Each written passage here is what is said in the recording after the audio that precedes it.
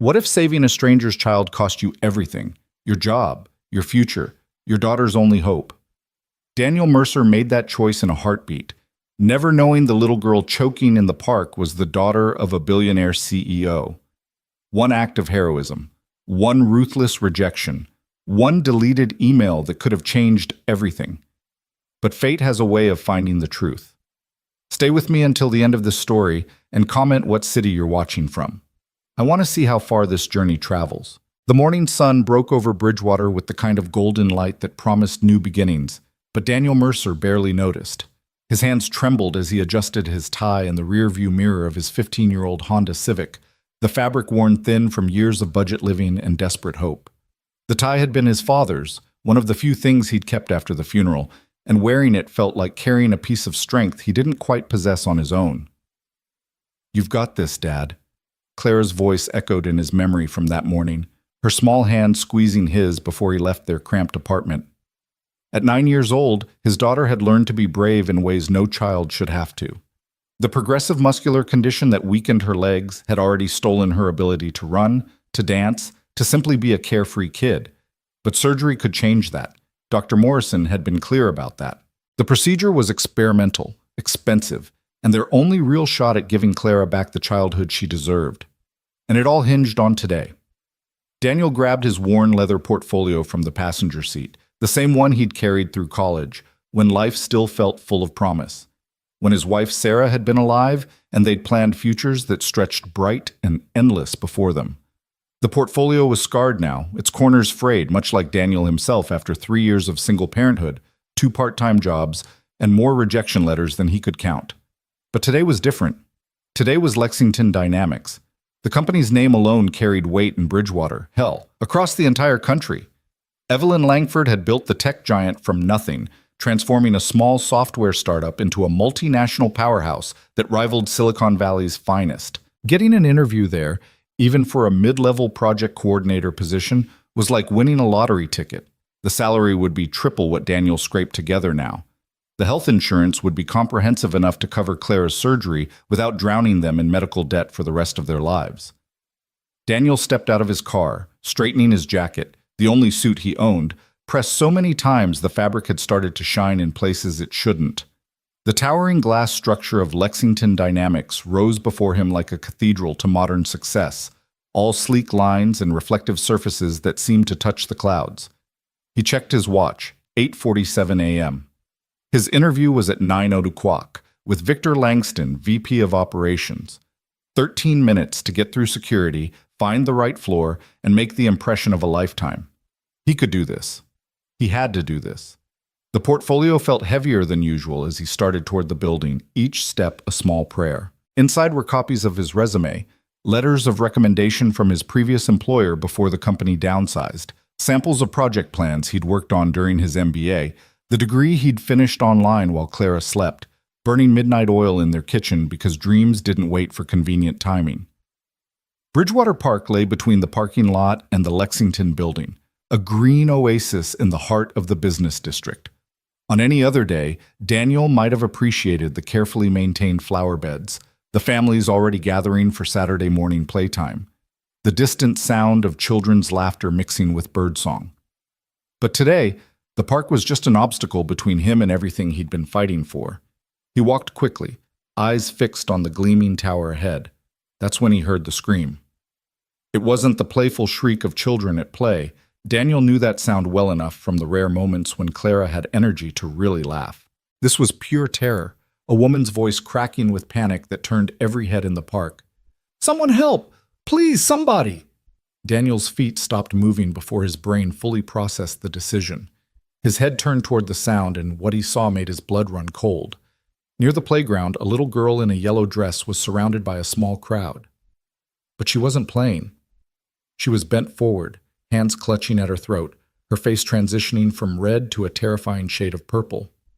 A young woman in a nanny's uniform was holding her, shaking her, crying out in panicked foreign words that needed no translation. The universal language of terror was clear. This child was dying. Daniel's watch read 8:49. The Lexington building stood tall in his peripheral vision, its doors beckoning with the promise of everything he needed. 11 minutes.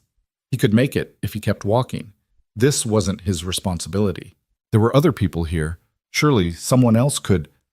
But his eyes met the little girl's for just a moment, and in that instant, he didn't see a stranger's child. He saw Clara.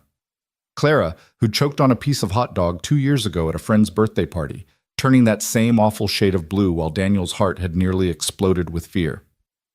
Clara, who depended on him for everything because there was no one else. Clara, whose surgery depended on him walking through those doors in 11 minutes and nailing an interview he'd been preparing for all week. The little girl's eyes were wide with primal fear, the kind of terror that transcends age and understanding, the knowledge that something is terribly, fatally wrong. Daniel's portfolio hit the ground.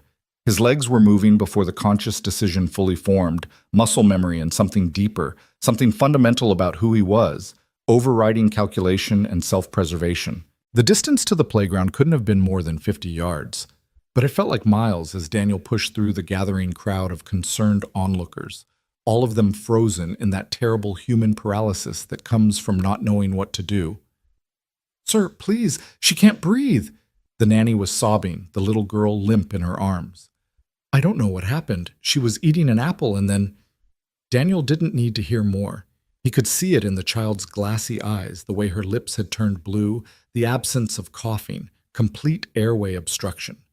He'd taken a CPR and first aid course years ago when Clara was born, had renewed it religiously even when money was tight, because being a single parent meant being the only line of defense between his daughter and disaster. "Give her to me," Daniel said, his voice steady despite the adrenaline flooding his system. "Right now." The nanny hesitated for only a heartbeat before passing the girl over. Up close, Daniel could see she was maybe 6 or 7, with dark curls and a face that even in crisis was beautiful, cherished, loved. Someone's whole world was dying in his arms. No time for doubt. Daniel positioned the girl in front of him, wrapping his arms around her small torso from behind. He found the spot just above her navel, made a fist with one hand and grasped it with the other. The Heimlich maneuver. He'd practiced it on a dummy in a community center classroom lit by flickering fluorescent lights. Had never imagined he'd actually need to, "Please work," he whispered, more prayer than statement. He thrust inward and upward, hard enough to expel air but careful not to break ribs. Nothing. The girl's body was going slack, her struggles weakening. Panic tried to claw its way into Daniel's mind, but he shoved it down. Again, harder this time. Still nothing. Oh God, someone call 911!" A woman in the crowd was saying, her phone already out. But Daniel knew with the certainty of a parent who'd lived his worst nightmare once before, that an ambulance wouldn't arrive in time. It was now or never. Third thrust. He put everything into it, every ounce of desperate strength, feeling something give beneath his fist. And then, movement, a piece of apple, chunk of red skin still attached, expelled from the girl's mouth and flew onto the grass. The girl's body convulsed, drawing in air with a gasping, rattling breath that was the most beautiful sound Daniel had ever heard. She was crying now, coughing, alive. "Sophie! Oh my God! Sophie!" The nanny was sobbing with relief, reaching for the child as Daniel carefully transferred her over. The little girl, Sophie, was breathing in great heaving gulps, tears streaming down her face, but breathing. Her color was returning, the terrible blue fading back to healthy pink. The crowd erupted in applause and relieved exclamations. Hands patted Daniel's shoulders, voices thanked him. Someone was asking if he was a doctor. Daniel barely heard any of it. His own hands were shaking now that the crisis had passed, adrenaline giving way to the crash that always followed. "Sir, you saved her life," the nanny was saying, her accent thick with emotion. Eastern European, Daniel thought distantly. "How can I thank you? Please, what is your name?" Daniel's eyes found his portfolio lying in the grass 20 yards away, paper spilling from its open mouth. He looked down at himself, grass stains on the knees of his only suit, dirt on his white shirt, tie askew. He looked like he'd been in a fight. His watch read 8:57. "I have to go," Daniel said, the words coming out strangled. 3 minutes.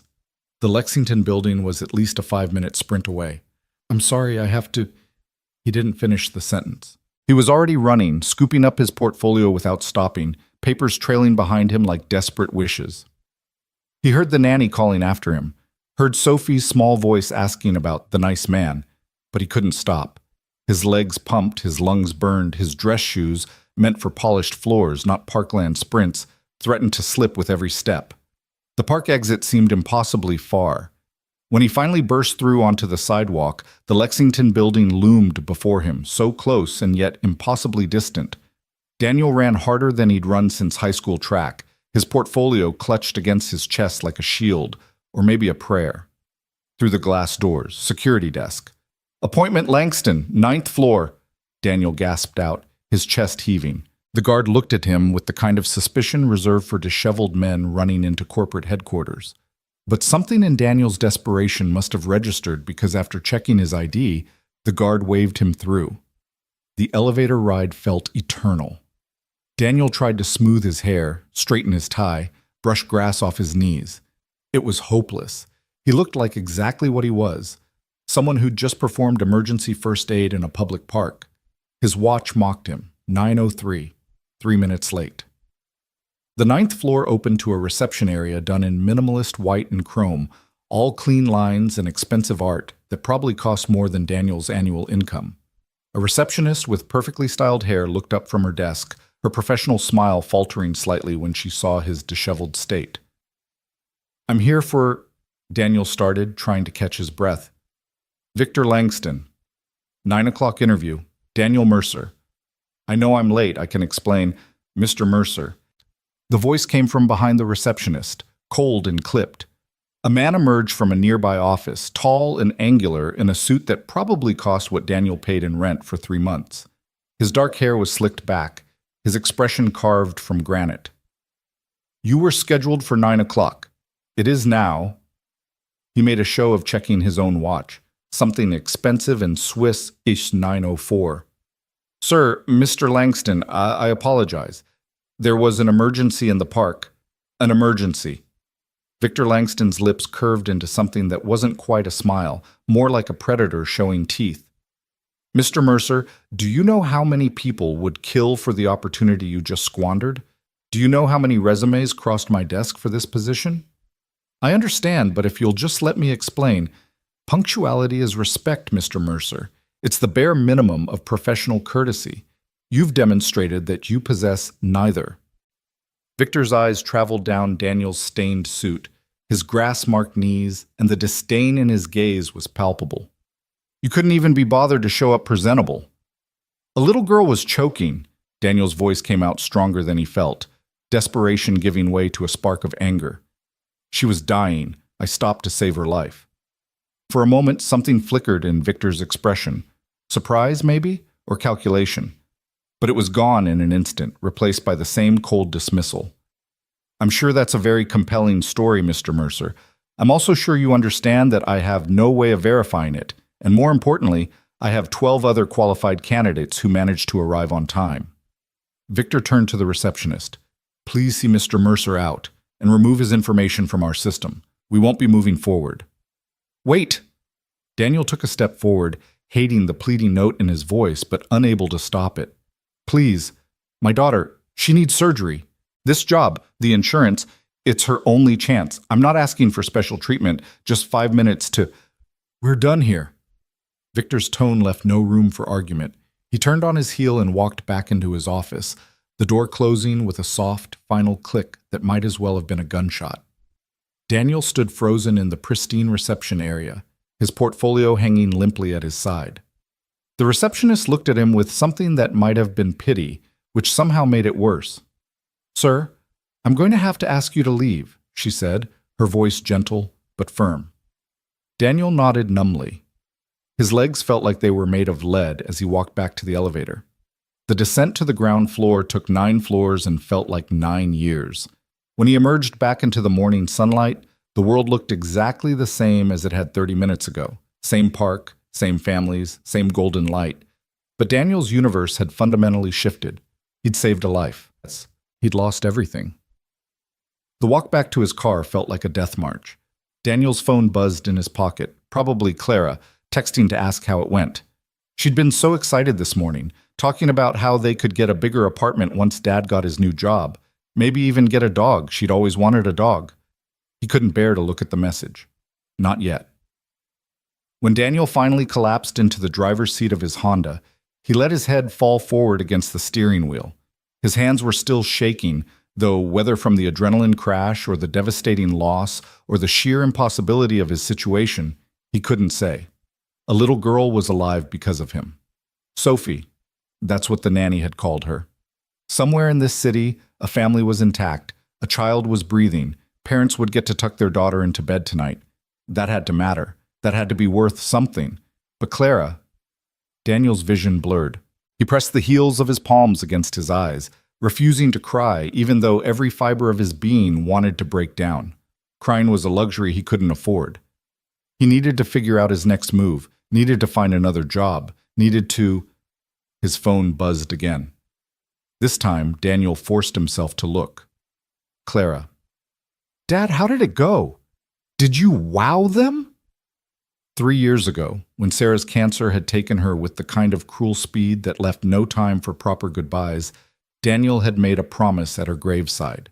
He'd sworn that he would take care of their daughter, that Clara would never want for anything, that he would move heaven and earth to give her the life Sarah had wanted for her.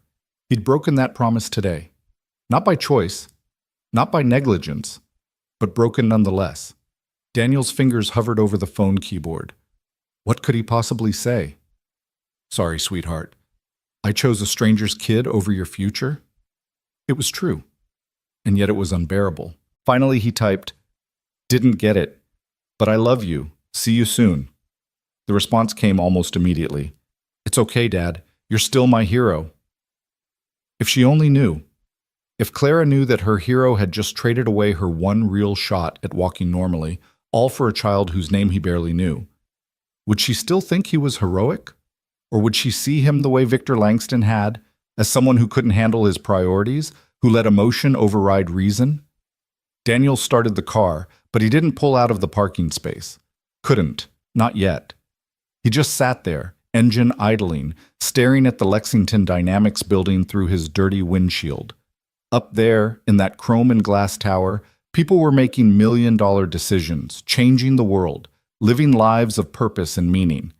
Down here, he was just a single dad who'd done the right thing and lost everything. The morning sun continued to climb, indifferent to human drama. Families packed up their picnic blankets in Bridgewater Park. In the Lexington building, Victor Langston was probably already interviewing his next candidate, someone punctual and pristine who would never dream of stopping for emergencies. And somewhere in that building, though Daniel didn't know it yet, security footage was recording everything. The park, the choking, the desperate sprint, the dismissal. Evidence waiting to be discovered. But Daniel knew none of this. All he knew was the hollow ache in his chest and the impossible question that every parent eventually faces. When you can't save everyone, how do you choose? And having chosen, how do you live with what it cost? He pulled out of the parking lot slowly, heading back to the apartment where his daughter waited, where medical bills piled up on the kitchen counter, where hope had become something measured in millimeters of possibility rather than miles. Behind him, in Bridgewater Park, a little girl named Sophie was being loaded into a private car, her nanny clutching her close and murmuring prayers of gratitude. The grass stain on Sophie's yellow dress would come out in the wash. The apple that had nearly killed her lay forgotten beneath a park bench, and the man who'd saved her life drove away, not knowing that in saving one child, he'd set in motion events that would change not just his life, but the lives of everyone connected to the little girl in yellow. Fate, as it turned out, was just getting started. The afternoon light filtered through the Venetian blinds of Daniel's apartment, casting prison bar shadows across the worn carpet. He sat at the kitchen table, staring at his laptop screen without really seeing it, job search websites blurring together into a meaningless jumble of requirements he couldn't meet, and positions he was overqualified for but desperate enough to consider. Behind him, Clara was doing homework at the coffee table, her leg braces propped against the couch, a constant reminder of everything he'd failed to secure for her. Dad? Clara's voice cut through his spiraling thoughts. You've been staring at that same page for like 20 minutes. Daniel blinked, forcing himself to focus. His daughter was watching him with those perceptive eyes that seemed far too wise for 9 years old, the eyes that had learned to read his moods and worries because there was no other adult to shield her from the reality of their situation. Just job hunting, sweetheart. Lots of options out there. The lie tasted bitter, but what was he supposed to say? Actually, I threw away our best chance this morning for a stranger, and now I'm trying to figure out how we're going to survive. It's okay if you're sad about the Lexington thing. Clara tucked a strand of brown hair behind her ear, a gesture so like her mother that Daniel's chest ached. Mr. Peterson says sometimes the best things happen when we don't get what we think we want. Mr. Peterson was Clara's physical therapist, a kind man in his 60s who worked with her twice a week on the exercises that kept her mobile. He had a gift for turning hardship into wisdom, for making Clara feel strong instead of broken. Daniel wished he had that talent. Mr. Peterson is a smart guy, Daniel said, closing the laptop before Clara could see the rejection email he just received from another company, his third this week, not counting this morning's disaster. How's the homework coming? Done. It's Friday, remember? Mrs. Chen doesn't believe in weekend homework. Clara grinned, then her expression turned mischievous. Which means we could order pizza tonight. We haven't had Tony's in forever. Forever, in Clara's timeline, was about 6 weeks. The last time Daniel had felt flush enough to splurge on anything beyond rice, beans, and whatever vegetables were on sale. Tony's pizza was a luxury, $15 they didn't have, but looking at his daughter's hopeful face, Daniel felt something crack inside him. You know what? Pizza sounds perfect. Clara's squeal of delight almost made the financial irresponsibility worth it. Almost.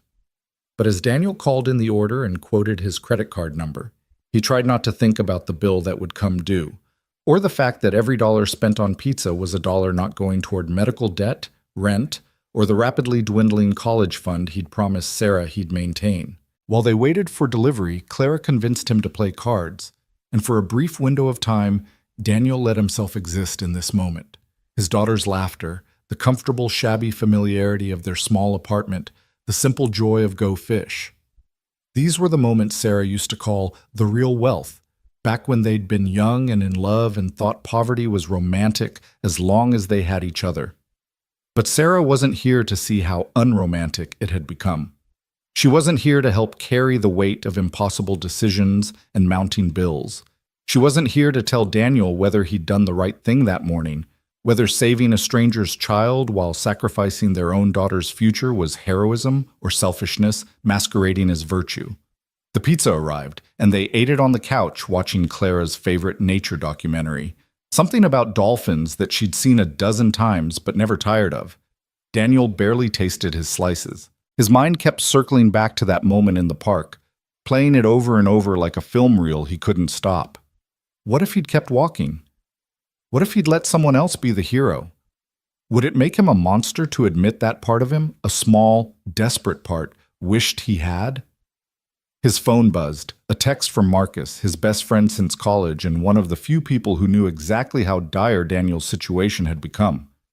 Marcus: heard about Lexington. I'm sorry, man. You okay?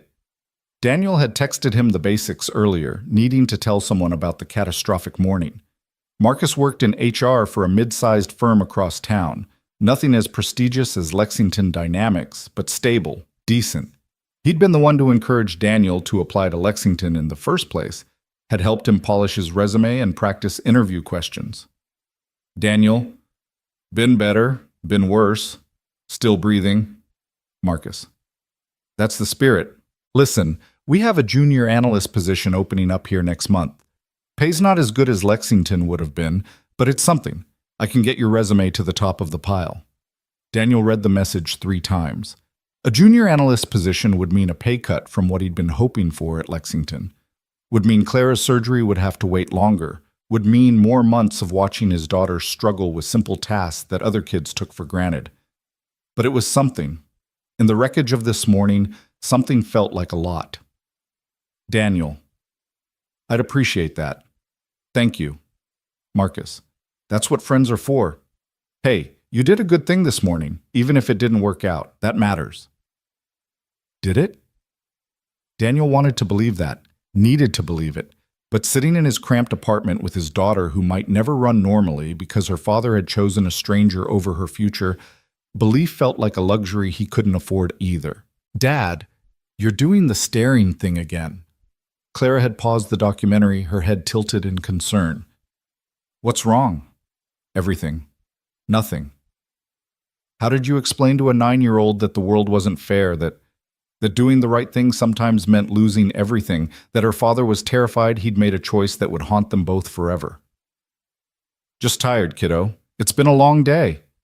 Clara studied him for a moment with those two perceptive eyes, then scooted closer on the couch, leaning her head against his shoulder. She smelled like strawberry shampoo and childhood innocence, and Daniel wrapped his arm around her, pulling her close. "It's okay, Dad," she said softly. "We're okay." But were they? As the documentary played on and the evening deepened into night, Daniel couldn't shake the feeling that they were standing on the edge of something, teetering between disaster and salvation, and he had no idea which way they'd fall. Across the city, in a penthouse that occupied the entire top floor of Lexington Dynamics headquarters, Evelyn Langford was experiencing her own crisis, though hers came wrapped in Italian marble and floor-to-ceiling windows that overlooked the glittering sprawl of Bridgewater. "Ms. Langford, I really need you to look at these quarterly reports." Her assistant, James, hovered nearby with a tablet, his expression pained. James had worked for Evelyn for 8 years and had learned to read her moods, knew when to push and when to retreat. Right now, every instinct was probably screaming at him to retreat. "Not now." Evelyn's voice came out sharper than intended. She was standing at the window, phone pressed to her ear, listening to her head of security deliver yet another non-update. "We've canvassed the park, ma'am. Interviewed everyone we could find who witnessed the incident. The description is consistent. Mid-30s, dark hair, wearing a gray suit. But nobody got a name. He disappeared before the paramedics arrived." "He didn't disappear, Marcus. He ran. Find out why." Evelyn's reflection in the window glass looked like a stranger. Perfectly styled hair, designer suit, the kind of polished perfection that appeared on magazine covers and business profiles. But her eyes were wild with something that transcended her carefully maintained image. Fear. Pure maternal fear. "Yes, ma'am. We're checking security footage from surrounding buildings, running facial recognition against. I don't care what it costs. I don't care if you have to knock on every door in this city. Find him." She ended the call and immediately dialed another number. It was picked up on the first ring. "Mrs. Langford?" The nanny's voice was still shaky, hours after the incident. "Sophie is sleeping. The doctor said she will be fine, no damage to her throat." "I don't want medical updates, Katya. I want details. Everything you remember about the man who saved her. Everything." "I told the security man already. Tell me again." So Katya did, and Evelyn listened to every word like it was scripture. The man's steady hands, his calm voice, despite visible panic. The way he dropped everything, literally dropped his leather portfolio, to run to Sophie's aid. The grass stains on his knees, the desperate apology before he'd sprinted away as if the very devil was chasing him. "He said he had to go," Katya recalled, "like he was late for something very important. His eyes, Mrs. Langford, they were so kind but so frightened? Not of helping Sophie, but of something else." After the call ended, Evelyn stood alone in her penthouse, surrounded by the trappings of success that suddenly felt hollow. The modern art on the walls, pieces worth more than most people earned in a lifetime. The furniture, custom designed by some European architect whose name carried weight in circles Evelyn moved through. The awards and accolades displayed with calculated modesty on floating shelves. None of it mattered. Sophie mattered. Sophie, who'd nearly died on a sunny Saturday morning because Evelyn had been too busy working to take her to the park herself, had pawned her daughter off on the nanny for the 100th time this month. Sophie, who'd been saved by a stranger who'd vanished before Evelyn could even learn his name. The guilt was crushing, but underneath it, burning brighter, was a fierce determination that had built Lexington Dynamics from a garage startup into a Fortune 500 company. Evelyn Langford did not accept defeat. She did not accept mysteries. And she absolutely did not accept being unable to thank the man who'd saved her daughter's life. She would find him, whatever it took. The weekend dragged by with the particular torture of forced normalcy. Daniel took Clara to the library Saturday afternoon, let her check out a stack of books that would keep her occupied for the next week. They played board games, they watched movies, they existed in their small world and pretended everything was fine. Sunday morning, Daniel attended an online church service, something he'd started after Sarah died, more for the ritual and community than any strong religious conviction. But today, the pastor's message about faith and trusting in divine timing felt like salt in a wound. Divine timing? Where was divine timing when Clara needed surgery? Where was it when Daniel had been seconds away from an interview that could have changed everything? By Monday, the walls of the apartment felt like they were closing in. Daniel needed to get out, needed to do something productive, so he left Clara with their neighbor, Mrs. Chen, a retired teacher who adored Clara and regularly offered to watch her for free, and headed to the temp agency where he'd picked up odd jobs before. The office was depressing in the way that places of desperation always are. Fluorescent lighting, worn chairs, a receptionist who'd clearly stopped caring about anything years ago. Daniel filled out forms, updated his information, and was told they'd call if anything came up. Translation: don't hold your breath. On his way back to his car, Daniel's phone rang with an unknown number. His heart jumped, irrationally, desperately hoping it might be Lexington calling to say there'd been a mistake, that Victor Langston had reconsidered, that, Mr. Mercer, this is Channel 7 News. We're doing a story on everyday heroes, and we understand you saved a child's life in Bridgewater Park on Saturday. We'd love to interview you. Daniel's stomach dropped. How did you get my name? The incident was captured on park security footage. We're always looking for inspiring human interest stories, and I'm not interested. Please don't call again. Daniel ended the call, his hands suddenly shaking. Security footage. Of course there would be security footage, which meant it was only a matter of time before what? Before Victor Langston saw it and realized Daniel had been telling the truth? Fat chance. Men like Langston didn't admit mistakes. Before Clara found out what he'd sacrificed? That was inevitable anyway. Before the child's parents found him and thanked him? That thought should have been comforting, but instead it filled Daniel with something uncomfortably close to resentment. He didn't want gratitude. He wanted his daughter to walk normally.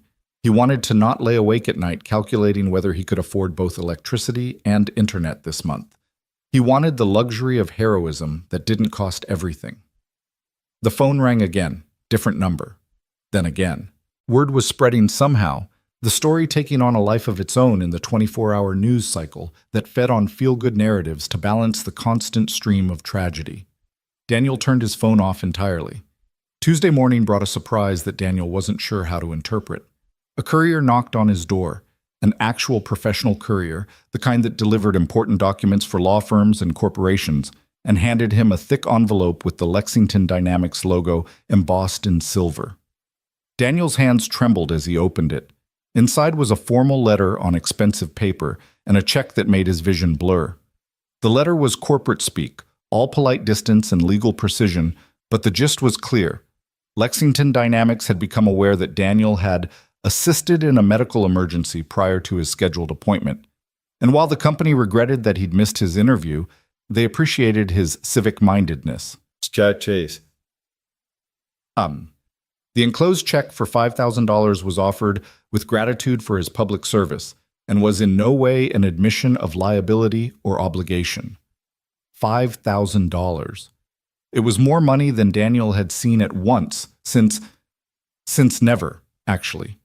Even in the good days before Sarah got sick, they'd lived paycheck to paycheck, young and optimistic and terrible with savings. $5,000 would cover 2 months of rent. It would buy Clara new braces that actually fit properly instead of the adjusted hand-me-downs she wore now. It would pay down their most pressing medical debts. It was also, unmistakably, hush money. Daniel read the letter 3 times, analyzing every word choice. There was no apology for Victor Langston's behavior, no acknowledgement that Daniel had been treated unfairly, just money, cold, corporate, make-this-go-away money. Part of him wanted to tear up the check, to call them back and tell them where they could shove their guilt payment. But rent was due in 2 weeks, and pride was another luxury he couldn't afford. He deposited the check that afternoon, hating himself a little more with each digit he entered into the ATM. The week crawled forward. Marcus came through with the junior analyst interview, which Daniel nailed despite his mounting cynicism about corporate culture. The job was his if he wanted it, pending background check and references, start date in 3 weeks. It was anticlimactic after the Lexington dream, but it was employment, and that was enough. Clara seemed more energetic that week, buoyed by Daniel's improved mood, or maybe just by the natural resilience of childhood. She talked about a field trip her class was planning, about the book she was reading, about nothing and everything with the kind of casual enthusiasm that reminded Daniel why he kept fighting. Friday evening, Daniel was making spaghetti, the one meal he could reliably cook without disaster, when his phone rang with yet another unknown number. He'd turned it back on days ago, had mostly stopped getting calls from media outlets, so he answered without thinking. "Is this Daniel Mercer?" The voice was female, professional, with an edge of steel underneath the courtesy. "Who's asking?" "My name is Evelyn Langford. I'm the CEO of Lexington Dynamics. I believe you saved my daughter's life last Saturday." The wooden spoon Daniel had been using fell from his hand, clattering against the stove. Behind him, Clara called out asking if everything was okay, but Daniel couldn't form words. His mind was racing, trying to understand. The little girl had been Evelyn Langford's daughter? The Evelyn Langford? "Mr. Mercer, are you there?" Yes, I'm here," Daniel forced his voice to work. "How did you find me?" "Security footage from the park, facial recognition, some very determined investigators." There was a pause. "And a deleted interview appointment in our system that matched the timestamp of when you ran from the park. An appointment that shouldn't have been deleted, but was. I'm still looking into that." The implications crashed over Daniel like a wave. Victor Langston had deleted his information? Why would... "Mr. Mercer, I'd like to meet with you, tomorrow morning, if possible. I have some things I'd like to discuss, and I'd like to thank you properly, if you'll let me." "You already sent a check." The words came out harder than Daniel intended. "Very generous, very corporate. Am I supposed to sign an NDA next?" Evelyn Langford's laugh was unexpected, genuine, almost rueful. "You're angry. You have every right to be. That check was not my idea. When I found out what had happened, I wanted to reach out personally, but I was advised against it. Legal concerns, you understand." "I don't, actually." "No, I suppose you wouldn't. Mr. Mercer, I'm not calling as a CEO right now. I'm calling as a mother whose daughter is alive because of you. Please, give me 1 hour tomorrow. If after that you want nothing to do with me or my company, I'll respect that. But I need to look you in the eye and say thank you. And I think..." She paused, and when she continued, her voice was softer. "I think there are things we should discuss. About that morning, about what it cost you." Daniel looked around his small kitchen, at Clara setting the table with mismatched plates, at the life they'd built from scraps and determination. What did he have to lose by meeting with Evelyn Langford? At worst, it would be an hour of his time. At best, he didn't dare imagine what "at best" might look like. "Where and when?" "My office, Lexington Dynamics. Tomorrow morning, 10 o'clock. Come to the top floor. My personal elevator is in the south lobby. Just give them your name." After he hung up, Daniel stood motionless for so long that the pasta water boiled over, hissing against the burner. Clara materialized at his elbow, concerned, and he snapped back to reality, turning down the heat and wiping up the mess. "Who was that?" Clara asked. "Someone from that company. The one from the interview that didn't happen." "Are they going to give you another chance?" Daniel looked at his daughter, at the hope shining in her eyes, and couldn't bring himself to speculate. He'd learned too much about hope lately, how heavy it could be, how much it hurt when it died. "I don't know, sweetheart. I honestly don't know." That night, after Clara was asleep, Daniel stood at his bedroom window looking out over Bridgewater's modest skyline. Somewhere out there, in a tower that dwarfed everything around it, Evelyn Langford was probably still working. People didn't build empires by keeping regular hours. Somewhere in her penthouse or mansion or wherever, billionaires kept their children. Sophie was sleeping, breathing easily, alive. Daniel had saved her. That was real. That was undeniable. And now her mother wanted to meet him. He tried not to hope. Hope was dangerous. Hope was what made mornings like last Saturday possible. The belief that things could get better, that one opportunity could change everything, that the universe rewarded good people with good outcomes. But despite himself, despite everything, Daniel felt it anyway. That terrible, fragile thing with feathers, taking flight in his chest even as he tried to cage it. Tomorrow he would meet Evelyn Langford. Tomorrow he would find out what things to discuss meant. Tomorrow, something would happen, good or bad, disaster or deliverance. He couldn't guess. Tonight, he would sleep the fitful sleep of a man standing at a crossroads, unable to see what lay down either path.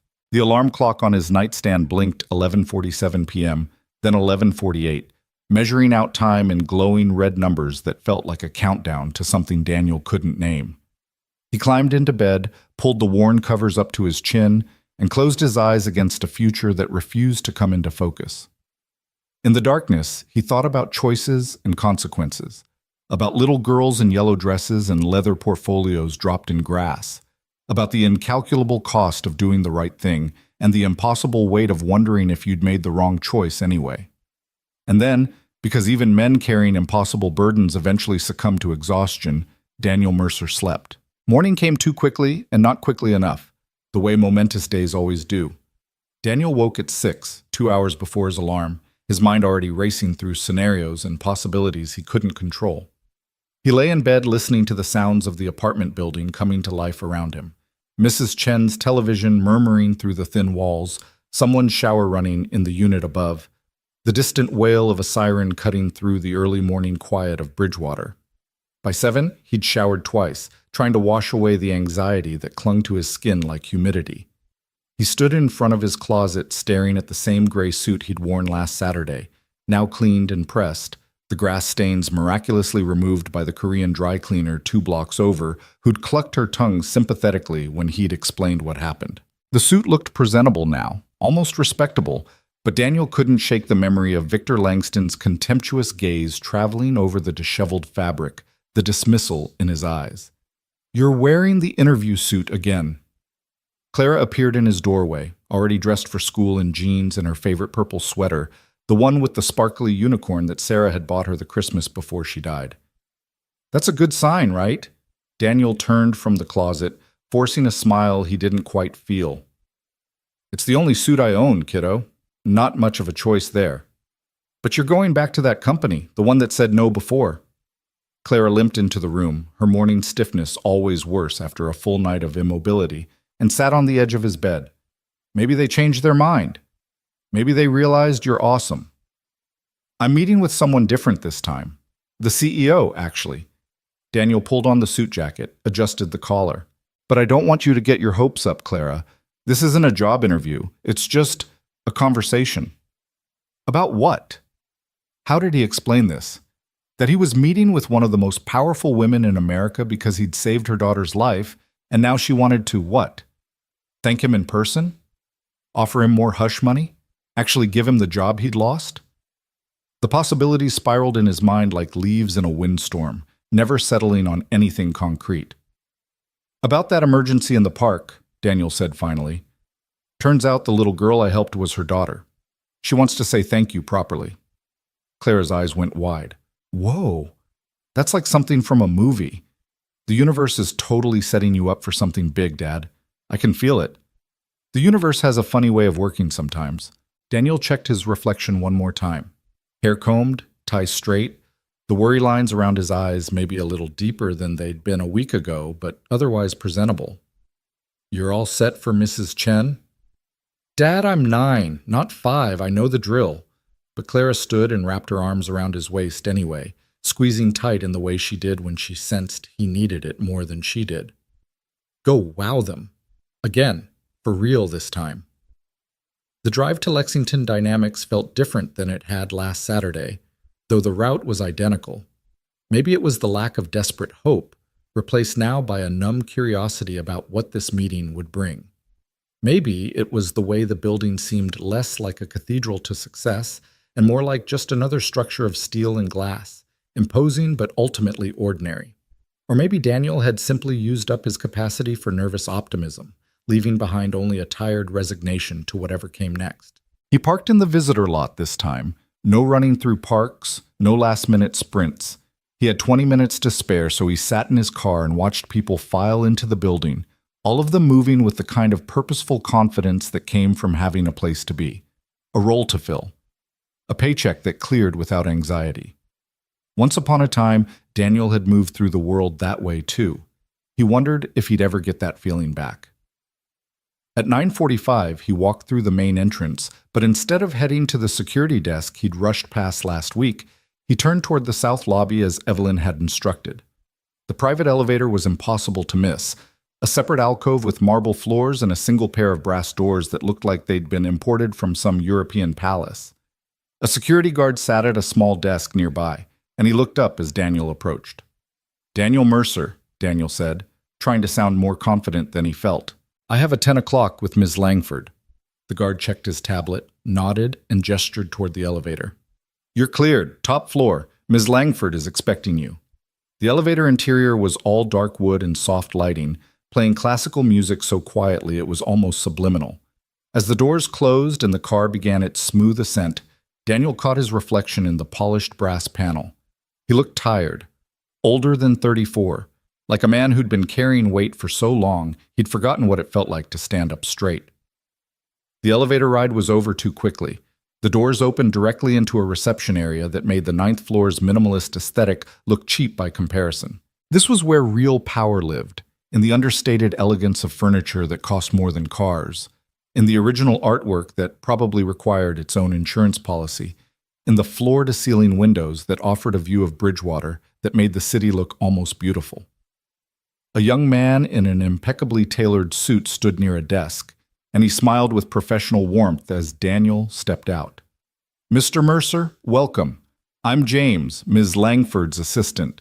She's finishing up a call, but she'll be right with you. Can I get you anything? Coffee? Water?" "Water would be great, thank you." James disappeared and returned moments later with a bottle of sparkling water in glass, not plastic, glass, and gestured toward a seating area with leather chairs that probably cost more than Daniel's monthly rent. "Please, make yourself comfortable. It shouldn't be more than a few minutes." Daniel sat, feeling acutely out of place in this rarefied atmosphere. Through an open door to his right, he could see into what must be Evelyn's office. More windows, a desk that looked carved from a single piece of dark wood, bookshelves lined with what appeared to be actual books, rather than the decorative spines some executives favored. And standing at the window with her back to him, phone pressed to her ear, was Evelyn Langford herself. Even from this distance and angle, she commanded attention. Tall, maybe 5'9", wearing a navy suit that probably had a designer label Daniel wouldn't recognize. Her dark hair was pulled back in some kind of elegant twist, and her posture was ramrod straight, the bearing of someone who'd learned young that the world watched her every move and had decided to give them something worth watching. Daniel couldn't hear her words, but her tone carried through the open door, measured, authoritative, with an undercurrent of steel that suggested whoever was on the other end of that call had better deliver whatever she was asking for. This was a woman who built empires. This was a woman who probably had people fired before breakfast and acquisitions completed before lunch. This was a woman so far removed from Daniel's world that they might as well be different species. And yet, underneath all that power and polish, she was also just a mother whose daughter had nearly died. That was the thought Daniel held on to as his anxiety threatened to overwhelm him. Whatever else Evelyn Langford was, she was also just a parent who understood what it meant to be terrified for your child. That, at least, was something they had in common. The call ended. Evelyn turned from the window, her gaze immediately finding Daniel through the open door. For a moment, they just looked at each other across the space. Two strangers connected by a moment of crisis, both trying to figure out what came next. Then Evelyn smiled, and it transformed her face from intimidating to almost warm. She said something to James that Daniel couldn't hear, then walked toward him with her hand extended. "Mr. Mercer, thank you for coming." Her handshake was firm, her eye contact direct. Up close, Daniel could see faint shadows under her eyes that no amount of expensive concealer could quite hide, and tiny lines around her mouth that spoke of stress carried with grace. She was probably his age, maybe a year or two older, but she wore the weight of her responsibilities like armor. Please come into my office. We have a lot to discuss. Daniel followed her into the expansive space, and James quietly closed the door behind them, leaving them alone. Evelyn gestured to a seating area near the windows, not the formal desk and chairs set up, but something more casual, two sofas facing each other with a low table between them. I'm going to be direct with you, Mr. Mercer, because I think we're both too old for games and you've already wasted enough of your time on my company. Evelyn sat, crossing her legs with the kind of elegant economy that suggested years of deportment training or maybe just natural grace. First and foremost, I need you to know that Sophie is fine, completely recovered, no lasting effects. The doctors were amazed at how quickly you acted, how correctly you performed the Heimlich. They said that most people freeze in those situations, or they do it wrong and cause more damage. You saved her life, and you did it perfectly. Daniel's throat tightened. I'm glad she's okay. I've been wondering. I'm sure you've been wondering about a lot of things. Evelyn's expression shifted, something harder entering her eyes. Like why you were treated so abominably by my VP of operations when you arrived late to an interview because you were saving a child's life. Like why your information was deleted from our system. Like why you received a check that felt more like a payoff than gratitude. The thought had crossed my mind, Daniel admitted. Victor Langston no longer works for this company. Evelyn's voice was ice. I terminated him Wednesday morning after I discovered what he'd done. Not just to you, but the pattern of behavior that incident revealed. Deleting your interview record was an attempt to cover his tracks, to prevent anyone from questioning why he'd rejected a candidate so harshly. It turns out he'd been doing similar things for months, dismissing qualified candidates for petty reasons, abusing his authority, creating a toxic environment in his department. Your case was simply the one that brought it all to light. Daniel sat back, processing this information. Victor Langston fired. The man who'd dismissed him with such contempt, who'd cost him everything with his rigid adherence to punctuality over compassion, was gone. Daniel should have felt vindicated. Instead, he just felt tired. I'm not telling you this to make you feel better, though I hope it does somewhat. Evelyn leaned forward, her intensity palpable. I'm telling you because you deserve to know that what happened to you was wrong. Categorically, unequivocally wrong. You did an extraordinary thing that morning, and you were punished for it by someone who represented my company. That reflects on me, on my leadership, and I take that responsibility seriously. With all due respect, Ms. Langford, you didn't know. I should have known. The words came out sharp.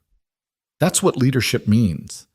I've been so focused on quarterly reports and expansion strategies and board meetings that I lost sight of what was happening on my own operations floor. Victor's behavior, his treatment of employees and candidates. It was all there in the turnover rates and exit interviews if I'd been paying attention. I wasn't, and you paid the price for that, along with who knows how many others. There was genuine remorse in her voice. And something else. A vulnerability that Daniel suspected Evelyn Langford didn't show very often. This wasn't the billionaire CEO speaking. This was a person who'd made mistakes and was trying to figure out how to make them right. So what now? Daniel asked. Is that why you wanted to meet? To apologize? Partly. Evelyn stood and walked to her desk, returning with a folder. But mainly because I wanted to offer you something. The position you interviewed for, project coordinator in operations, it's yours if you want it. Same salary we'd advertise, same benefits package, starting as soon as you're available. Daniel's heart hammered. The job. She was offering him the job. Everything he'd lost last Saturday, handed back to him like a gift from the universe Clara had been so sure was orchestrating something. But even as relief flooded through him, something made him hesitate. That's incredibly generous, he said carefully. But I have to ask, is this charity? Are you offering me this job because I saved Sophie, or because you think I'm actually qualified? Evelyn's smile was approving, like he'd passed some kind of test. I wouldn't insult either of us by offering you a position out of misplaced gratitude. I had my HR director pull your application, your resume, your references. You're overqualified for the coordinator position, frankly. You have an MBA from a respected program, 5 years of project management experience before your previous company downsized, and every reference praised your work ethic and leadership skills. The only reason you weren't fast-tracked for something higher was that Victor never actually looked at your application properly. He scheduled you for an interview based on a keyword scan, then dismissed you for being late without ever considering what you could bring to the company. She opened the folder and slid it across the table. Inside was a formal offer letter, and the numbers made Daniel's breath catch. Not just the coordinator salary, this was for a senior project manager position, a full 2 levels higher than what he'd applied for, with a compensation package that was nearly double what he'd been hoping for. "This is what I'm actually offering you," Evelyn said. "A position that matches your qualifications and experience. The coordinator job is still available if you prefer something less demanding, but I don't think that's what you want. I think you want an opportunity to prove what you're capable of, not a consolation prize." Daniel stared at the offer letter, his mind racing. This was more than he dreamed of. This was life-changing. This was Clara's surgery without debt. This was moving to a better apartment. This was stability and security and the ability to breathe without constantly calculating whether they could survive another emergency. This was everything. "I can see you're skeptical," Evelyn said, her tone gentling. "You're wondering if this is still somehow about Sophie, if I'm letting gratitude cloud my judgment. So let me tell you what I see when I look at your file, Mr. Mercer. I see a man who completed his MBA while working full-time and raising a daughter alone. I see someone who maintained a 3.8 GPA while dealing with medical bills and grief, and probably more stress than most people experience in a lifetime. I see someone who's been working 2 part-time jobs to make ends meet, but still finds time to keep up with industry trends and maintain his professional certifications. That's not someone who needs charity. That's someone any company would be lucky to have."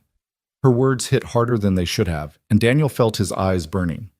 When was the last time someone had seen him, really seen him, not just as a struggling single dad or a charity case or someone to be pitied, but as a professional with value and skills and something to contribute? "And yes," Evelyn continued, "what you did in the park matters to me. Not because it makes you special, though it does, but because it reveals character. You had everything to lose and you still stopped to help a stranger. That's the kind of person I want in my organization. That's the kind of integrity I want representing Lexington Dynamics." Daniel picked up the offer letter, reading through the details with shaking hands.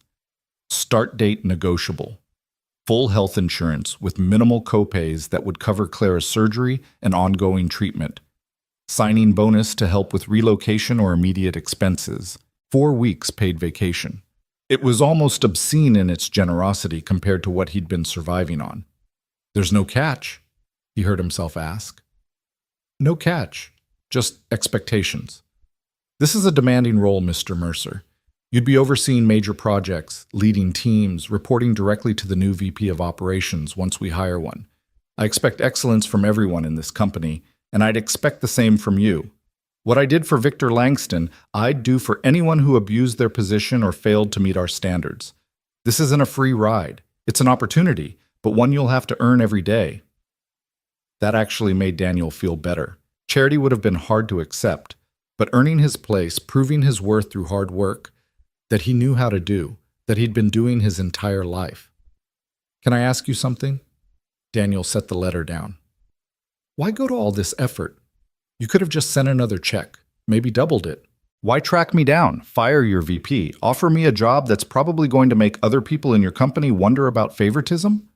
Why risk all that?" Evelyn was quiet for a long moment, her gaze drifting to the windows and the city beyond. When she spoke again, her voice was softer than before, stripped of its corporate polish. "I lost my husband 3 years ago.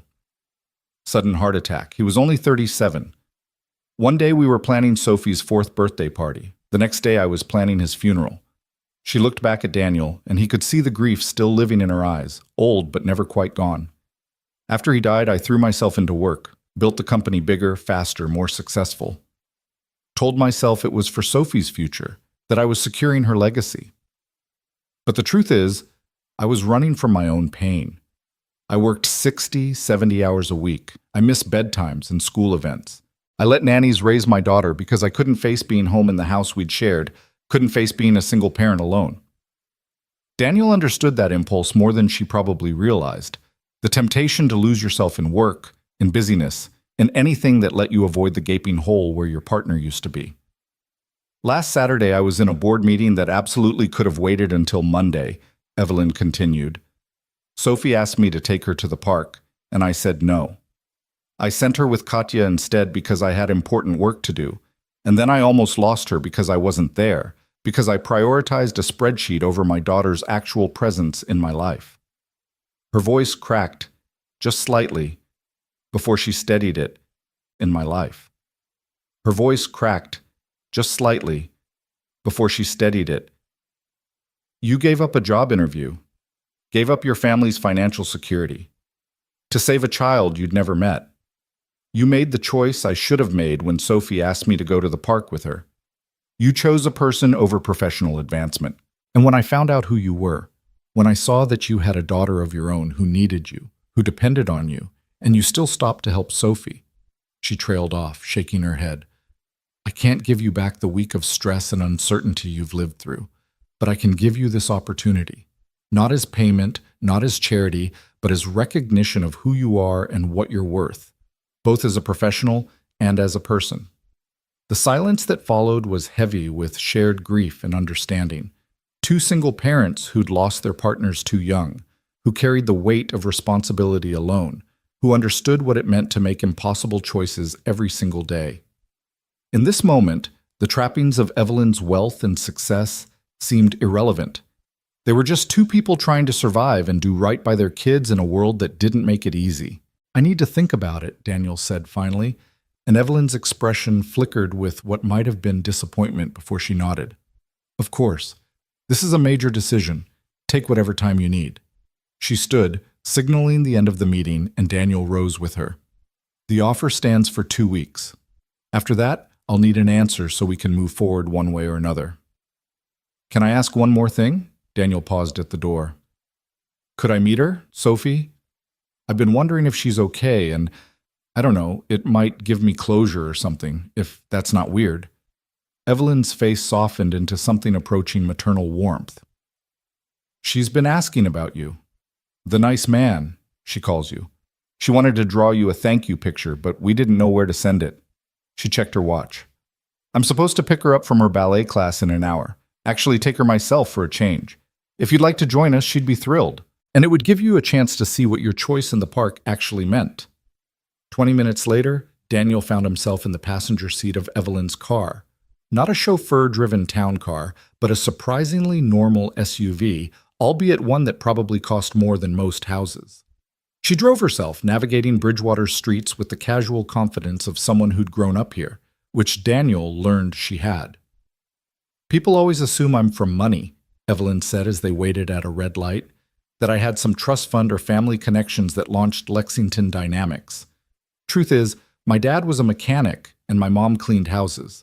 I put myself through state college on scholarships and student loans, worked 3 jobs, slept maybe 4 hours a night, built the company from literally nothing, me and 2 friends in a garage living on ramen and delusion. How'd you go from ramen and garages to this? Daniel gestured vaguely at the world around them, the empire she'd built. Stubbornness mostly, and one good idea at the right time, a software solution for supply chain management that happened to hit just as e-commerce was exploding. We got lucky with timing, smart with scaling, and I worked harder than I've ever worked at anything. She glanced at him. But the work never stops, you know? There's always another competitor, another challenge, another fire to put out. I used to think that was exciting. Now I wonder if I've been using it as an excuse to avoid the harder work of actually living a life. They pulled up to a small studio in a nice part of town, and through the large windows, Daniel could see a handful of little girls in pink leotards following an instructor's movements. Evelyn parked but didn't get out immediately. She used to dance with a friend from her school, Evelyn said quietly, watching the class through the window. But I kept having to cancel, kept sending the nanny instead, and eventually the friend's mother stopped including Sophie in playdates. I told myself it was because the other parents were intimidated by my success, that it wasn't my fault. But it was. It is. Sophie's isolated because her mother is never around. Before Daniel could respond, the studio door opened and children began streaming out, chattering and laughing as they found their waiting parents. And then Daniel saw her, the little girl from the park, dark curls now pulled into a ballet bun, her face bright with exertion and joy. She spotted Evelyn's car, and her face lit up even more. And she started running toward them before stopping suddenly, her eyes going wide. Sophie had recognized Daniel through the windshield. Evelyn got out first, and Sophie crashed into her with the force of 7-year-old enthusiasm, wrapping her arms around her mother's waist. But her eyes stayed fixed on Daniel as he climbed out of the passenger side, uncertain and suddenly awkward under the weight of her stare. "Mama," Sophie whispered, loud enough for Daniel to hear. "Is that the nice man? The one who helped me?" "Yes, baby. This is Mr. Mercer. He came to visit with us, if that's okay with you." Sophie released her mother and walked toward Daniel with the kind of fearless curiosity that only children possessed. She stopped directly in front of him, tilting her head back to look up at his face, studying him with serious eyes. "Thank you for saving me," she said with the formal politeness of a child who'd been coached on what to say. But then her formality cracked, and she was just a little girl again, words tumbling out. "I was really scared, and I couldn't breathe, and everything was getting dark, but then you were there, and you helped me, and then you were gone. And I wanted to say thank you, but you ran away, and Mama said we'd find you, and we did." She paused for breath. "Why did you run away?" Daniel knelt down to her level, his throat tight. "I had somewhere I needed to be. Something really important. But you know what? Helping you was more important than anything else that day. Mama says you have a little girl too. Is she my age?" "She's 9. Her name is Clara." "Does she like dancing?" "I love dancing and drawing and horses, but I've only seen them at the farm, not up close, and—" Sophie paused, something thoughtful crossing her young face. "Mama says I have to be more careful when I eat, that I have to take smaller bites. I told her it wasn't my fault I choked, that it was an accident, but she said from now on we have to be more careful. Both of us." The way she said "both of us" made Daniel look up at Evelyn, who was watching her daughter with an expression of such fierce love and regret that it was almost painful to witness. "Your mama's right," Daniel said gently. "Accidents happen, but we can be careful. And I'm very, very glad you're okay." Sophie smiled, and then without warning, she threw her arms around Daniel's neck, hugging him with the unselfconscious affection of childhood.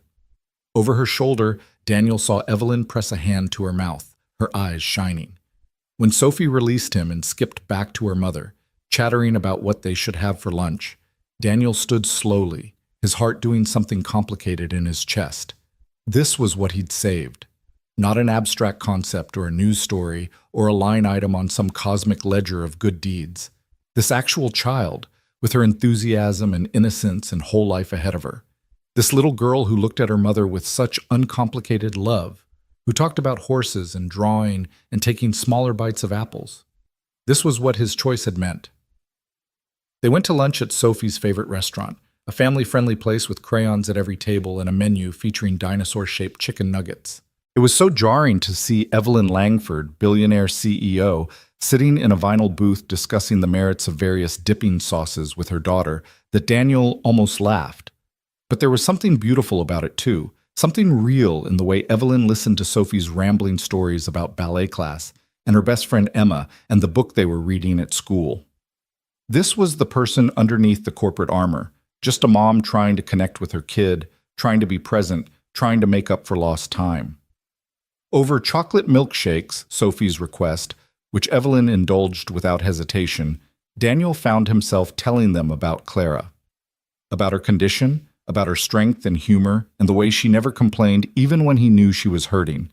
Sophie listened with the rapt attention of a child hearing about another child, asking questions that were sometimes profound and sometimes wonderfully silly. "Will the surgery make her all better?" Sophie asked, stealing one of her mother's French fries. "It should help a lot. She'll be able to walk better, maybe even run. It won't fix everything, but it'll make things easier for her." "When I was scared in the park, when I couldn't breathe, I wished really hard for someone to help me," Sophie said, her voice dropping to the serious tone children used when sharing important truths. "And then you came. Maybe Clara wished for something too, and maybe that's why you met my mama. Maybe wishes work like that sometimes." From the mouths of babes, as the saying went. Daniel caught Evelyn's eye across the table, and something passed between them. An understanding, maybe. or just the shared recognition that children saw the world with a clarity that adults had learned to complicate. After lunch, after Sophie had drawn a picture for Clara featuring two stick-figure girls holding hands under a rainbow, after Evelyn had driven Daniel back to his car with Sophie singing pop songs off-key in the back seat, Daniel sat in his Honda and stared at the offer letter he'd been carrying in his jacket pocket all morning. His phone buzzed. A text from Clara. "How'd it go? Are you rich yet?" Daniel smiled despite himself and typed back, "Not rich, but maybe okay. Tell you when I get home." He looked up at the Lexington building one more time, at the tower where dreams were made and fortunes were won, and people like Victor Langston got to decide who was worthy of opportunity and who wasn't. Except Victor was gone now, and in his place was an offer that could change everything. Daniel thought about his daughter at home, waiting to hear if the universe had finally decided to throw them a break. He thought about Sophie, alive and happy, and talking about wishes that came true. He thought about Evelyn's words about character and integrity and choosing people over profit. He thought about the choice he'd made in the park, the impossible calculation between his daughter's future and a stranger's child, and how it had somehow impossibly led him here. Maybe Claire was right. Maybe the universe was orchestrating something, or maybe it was just luck, timing, the random chaos of life occasionally arranging itself into patterns that looked like purpose. Either way, Daniel knew what his answer would be. He pulled out his phone and dialed the number on Evelyn's business card. She answered on the first ring. "Mr. Mercer?" "I'll take the job," Daniel said. "The senior project manager position, if the offer's still open." "It's open." He could hear the smile in her voice. "When can you start?" "I need to give notice at my current job now since I just got hired somewhere else this week." 2 weeks? 2 weeks works perfectly. James will send over the paperwork tonight. Welcome to Lexington Dynamics, Daniel. Officially, this time. After the call ended, Daniel sat in his car for a long time, letting the reality of what had just happened wash over him. He had a job. A real job with benefits and security and a salary that would let him sleep at night without calculating whether they could afford both electricity and food. Clara could get her surgery. They could move to a better apartment, maybe even a small house with a yard. He could breathe without the constant weight of financial terror pressing on his chest. All because he'd stopped to help a choking child. All because he'd made an impossible choice, and somehow, miraculously, it had led him here. Daniel started his car and pointed it toward home, toward Clara, toward a future that suddenly felt possible instead of like something he had to fight for every single day. The afternoon sun broke through the clouds as he drove, painting Bridgewater in golden light that made even the worn parts of town look almost hopeful. And for the first time in 3 years since Sarah's death had shattered their world and left him scrambling to pick up the pieces alone, Daniel Mercer let himself believe that maybe, just maybe, things were going to be okay. Clara was sitting on the front steps of their apartment building when Daniel pulled into the parking lot, her leg braces glinting in the afternoon sun. Her phone clutched in both hands like she'd been refreshing the same screen for hours. The moment she spotted his car, she was up, moving as fast as her condition allowed, her face a mixture of hope and anxiety that broke Daniel's heart even as it filled it. "Well?" she called out before he'd even closed the car door. "Dad, come on, you're killing me here." Daniel walked toward her slowly, letting the suspense build just a moment longer, unable to suppress the smile that had been threatening to break free since he'd left Lexington Dynamics. When he reached the steps, he scooped Clara up into his arms, despite her protests that she was too old for this, spinning her once before setting her back down. "I got the job, Clara Bear. A better job than the one I interviewed for. We're going to be okay." The sound that came out of his daughter was somewhere between a squeal and a sob, and then she was hugging him so hard he could barely breathe, her thin arms wrapped around his waist with surprising strength. "I knew it! I told you the universe was setting something up. Dad, this is amazing. Does this mean—" She pulled back, her eyes wide and hopeful in a way that made Daniel's throat tight. "Does this mean I can get the surgery?" "It means you can get the surgery. Dr. Morrison, the whole thing. The job comes with health insurance that'll cover almost everything." Clara burst into tears, the happy kind, the relief kind, the kind that came from a 9-year-old who'd been carrying the weight of her own medical bills like stones in her pockets for longer than any child should have to. Daniel held her while she cried, right there on the steps of their run-down apartment building, not caring who saw them or what they thought. This moment was theirs, earned through years of struggle and one impossible choice that had somehow, miraculously, led them here. Mrs. Chen appeared in the doorway, drawn by the commotion, her weathered face creasing into a smile when she saw them. "Good news, I take it." "The best news," Daniel confirmed, and Mrs. Chen clasped her hands together in that way she did when she was pleased, muttering something in Mandarin that he didn't understand but that sounded like a blessing. That evening felt like a celebration even though they couldn't afford to do anything fancy. Daniel ordered Chinese takeout, the good place, not the cheap one, and they ate it straight from the containers while Clara talked a mile a minute about everything this job would mean. A bigger apartment with her own room, new clothes that actually fit instead of hand-me-downs from the church donation box. Maybe even that art class she'd been wanting to take at the community center, but that cost $40 a month they'd never been able to spare. "And you'll be happy again," Clara said suddenly, her chopsticks pausing halfway to her mouth. "You haven't been happy in a really long time, Dad. Not since Mom." The observation was so acute, so painfully accurate, that Daniel had to look away for a moment. Kids saw everything he'd learned. You could hide your tears and force your smiles and pretend everything was fine, but they knew. They always knew. "I'm going to try to be," he said honestly.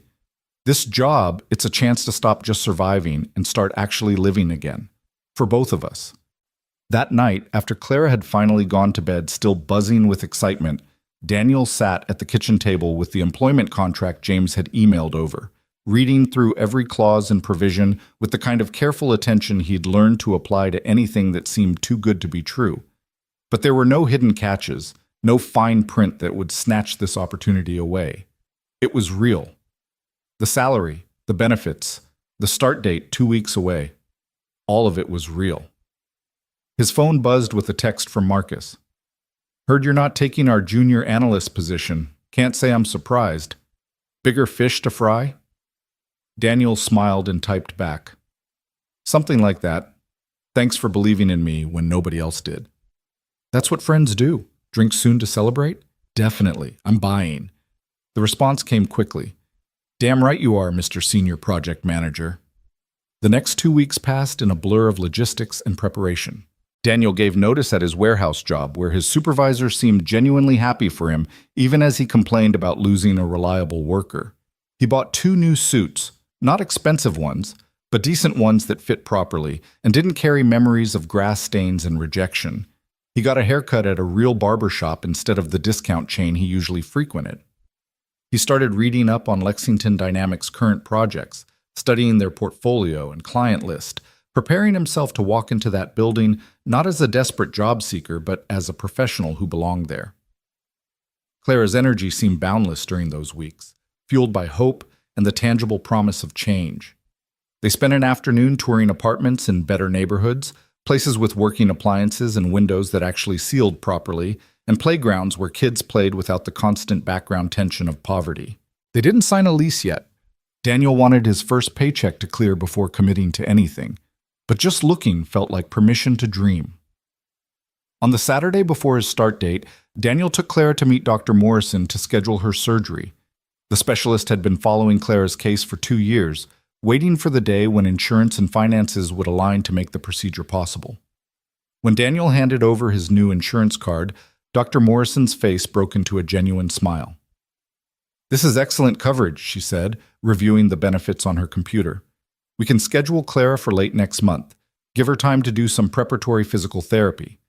The recovery will be challenging, but if all goes well, she should see significant improvement in her mobility within 6 months."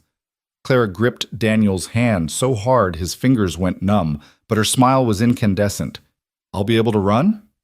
"You'll be able to run," Dr. Morrison confirmed, and Clara made a sound that was half laugh, half sob, pressing her face against Daniel's arm. In the parking lot afterward, Clara was uncharacteristically quiet, staring out the window at the city passing by. Daniel was about to ask if she was okay when she spoke, her voice small and thoughtful. Dad? That little girl you saved in the park. Her mom is really the one who gave you the job, right? It's not just because you're good at your job stuff, it's because you saved her daughter. Daniel had been wondering when this conversation would come. Clara was too smart not to have connected the dots, too perceptive not to understand the unlikely chain of events that had led them here. Both things are true, he said carefully, navigating through traffic while trying to figure out how to explain complex adult realities to a 9-year-old. Ms. Langford gave me the job partly because I saved Sophie, that's her daughter's name, but she also gave it to me because she looked at my qualifications and decided I was good enough to deserve it. The first part got me in the door, the second part is why I get to stay. So it's like you did something good and the universe paid you back for it. Maybe. Or maybe it's just that sometimes when we do the right thing, it leads us to places we wouldn't have gotten to otherwise. I don't know if it's the universe or just luck or just life being weird and complicated. Clara was quiet for another moment. I'm glad you stopped to help her, even though it was scary for us for a while. I'm glad you're the kind of person who would stop. Me too, sweetheart. Me too.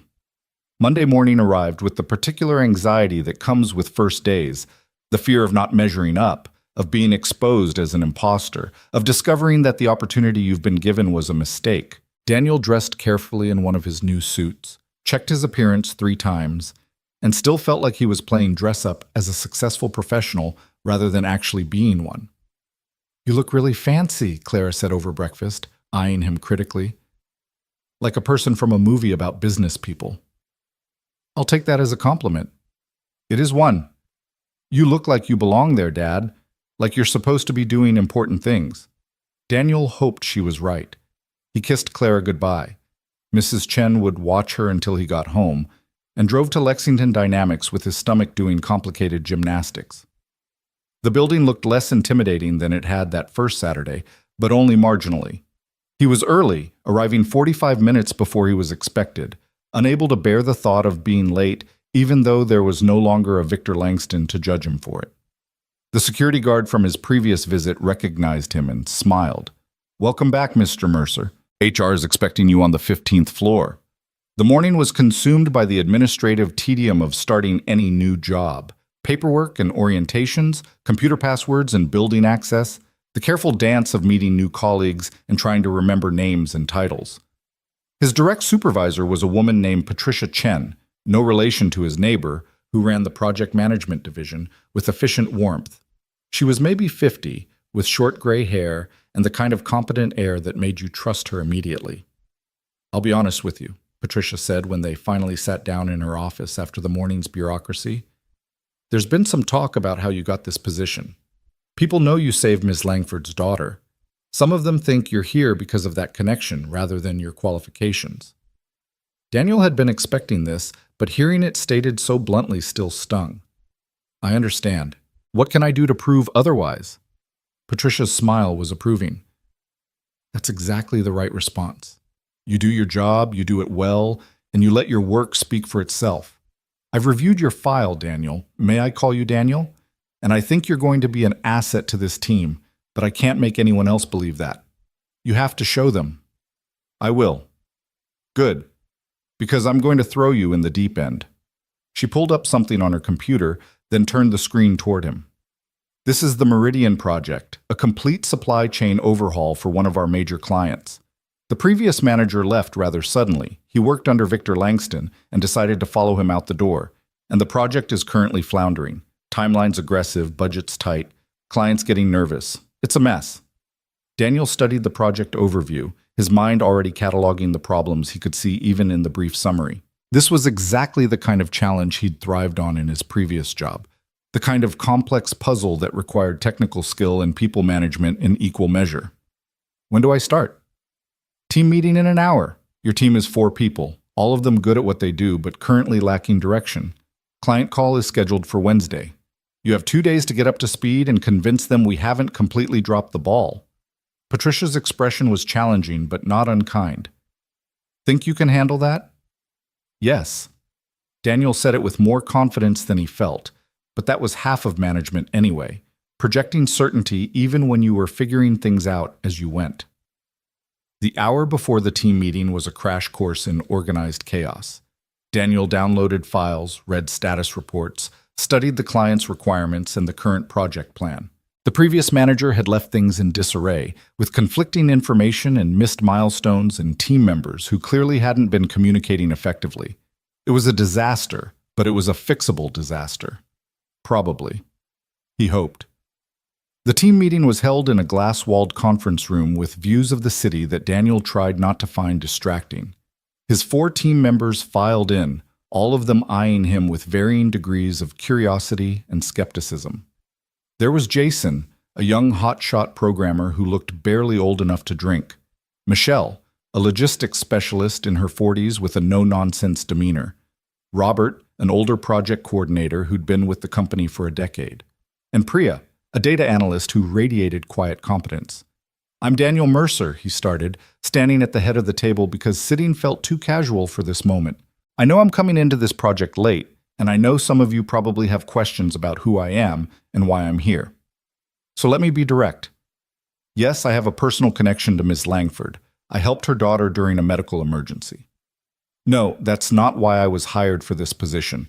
I was hired because Patricia Chen and her team reviewed my qualifications and decided I could do this job. But I understand that I need to prove that to you, and I intend to." The team exchanged glances, and Daniel could see the calculation happening behind their eyes. At least he'd acknowledged the elephant in the room, rather than pretending it didn't exist. "The Meridian project is struggling," Daniel continued, pulling up the project timeline on the screen. "We've missed 2 major milestones. We're trending 15% over budget, and our client is unhappy.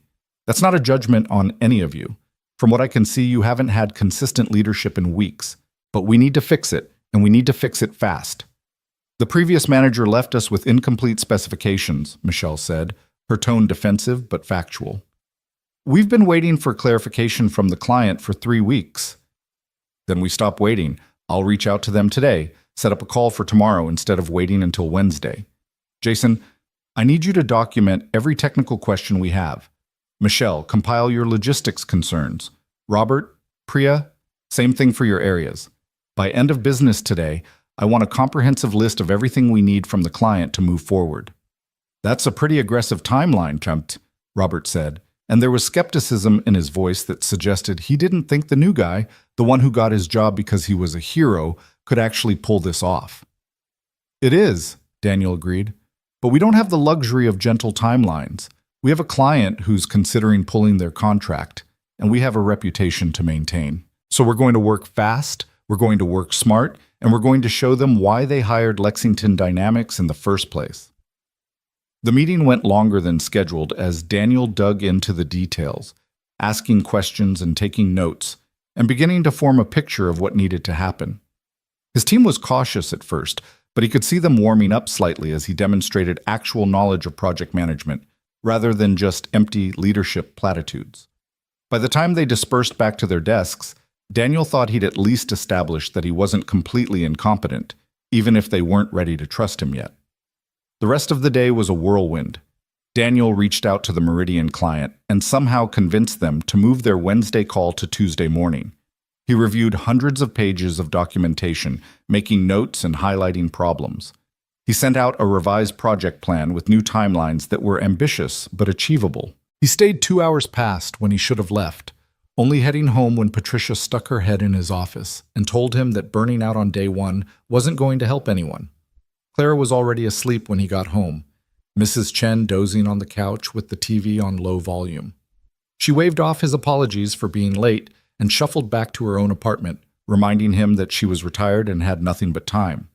Daniel checked on Clara, pulling her blanket up over her shoulders and brushing hair back from her forehead, then collapsed at the kitchen table with leftover Chinese food he was too tired to heat up. His phone buzzed.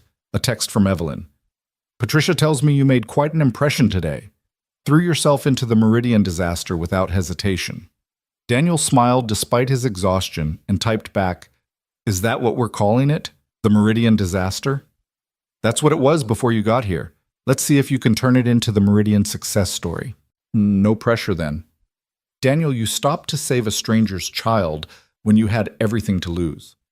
Managing a difficult project should be a walk in the park compared to that. I have complete faith in you." He stared at the message for a long moment, something warm expanding in his chest. When was the last time someone had expressed complete faith in him? Sarah used to say things like that, back when they were young and still believed they could conquer the world together. But after she died, after he became a single parent struggling to keep his head above water, people had been sympathetic but not confident in him. They'd offered pity, not faith. Evelyn's words felt different. They felt like a challenge and a vote of confidence all at once. "Thank you," he typed back. "That means more than you know." The response came quickly. "Get some rest. Tomorrow's going to be demanding." She was right about that. The Tuesday morning client call was every bit as challenging as Daniel had anticipated. The Meridian Corporation's project lead was a man named Harrison Wheeler, and he was not pleased with how things had been going. For the first 10 minutes of the call, he detailed every missed deadline, every miscommunication, every reason why his company was considering terminating their contract with Lexington Dynamics. Daniel let him finish, taking notes and not interrupting, not making excuses. When Harrison finally paused for breath, Daniel spoke with calm authority. "Mr. Wheeler, everything you've said is accurate. We dropped the ball. But I'm not going to waste your time or mine explaining why that happened. What I'm going to do is tell you how we're going to fix it." Daniel shared his screen, pulling up the revised project plan he'd worked on until midnight. "Here's our new timeline. It's aggressive, but it's achievable. Here's how we're addressing each of the technical issues you've raised. And here's my personal commitment to you. I will send you a detailed status report every Friday afternoon. Any problems, you'll hear about them from me before they become crises. Any questions, I'll have answers within 24 hours. We're going to make this right." There was a pause on the other end of the line. Then Harrison Wheeler spoke, and his tone was marginally less hostile. "That's quite a promise, Mr. Mercer. It's not a promise I'm making lightly, but it's one I intend to keep." The call ended without a definitive answer about whether Meridian would stick with the project, but it hadn't been a cancellation either.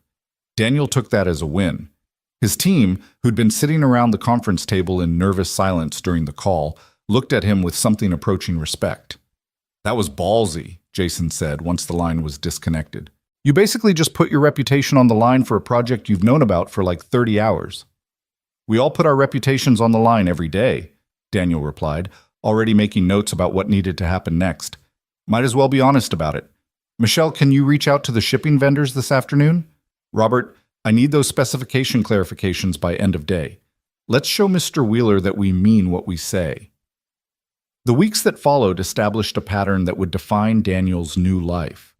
Days that started early and ended late, consumed by the demands of the Meridian project and the two other smaller initiatives Patricia assigned him once she saw he could handle the workload. Team meetings and client calls, status reports and problem-solving sessions, the constant juggling act of managing timelines and budgets and personalities. It was demanding. It was exhausting. It was also exhilarating in a way Daniel had almost forgotten work could be. He was good at this, really good at it, and it felt incredible to be using his skills again, to be challenged and trusted and given opportunities to prove his worth. His team slowly warmed to him as he demonstrated competence day after day, as he backed up his promises with action, as he gave credit when things went right and took responsibility when they went wrong. The Meridian project turned around, not overnight, not miraculously, but through consistent effort and clear communication and the kind of steady leadership that moved mountains one shovelful at a time. By the end of Daniel's first month, they'd hit 3 consecutive milestones on time and under budget. Harrison Wheeler sent an email praising the turnaround and committing Meridian to a long-term partnership with Lexington Dynamics. Patricia forwarded it to Daniel with a note. "Well done.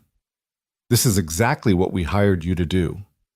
But it was Evelyn's message that made Daniel smile. "I knew I was right about you."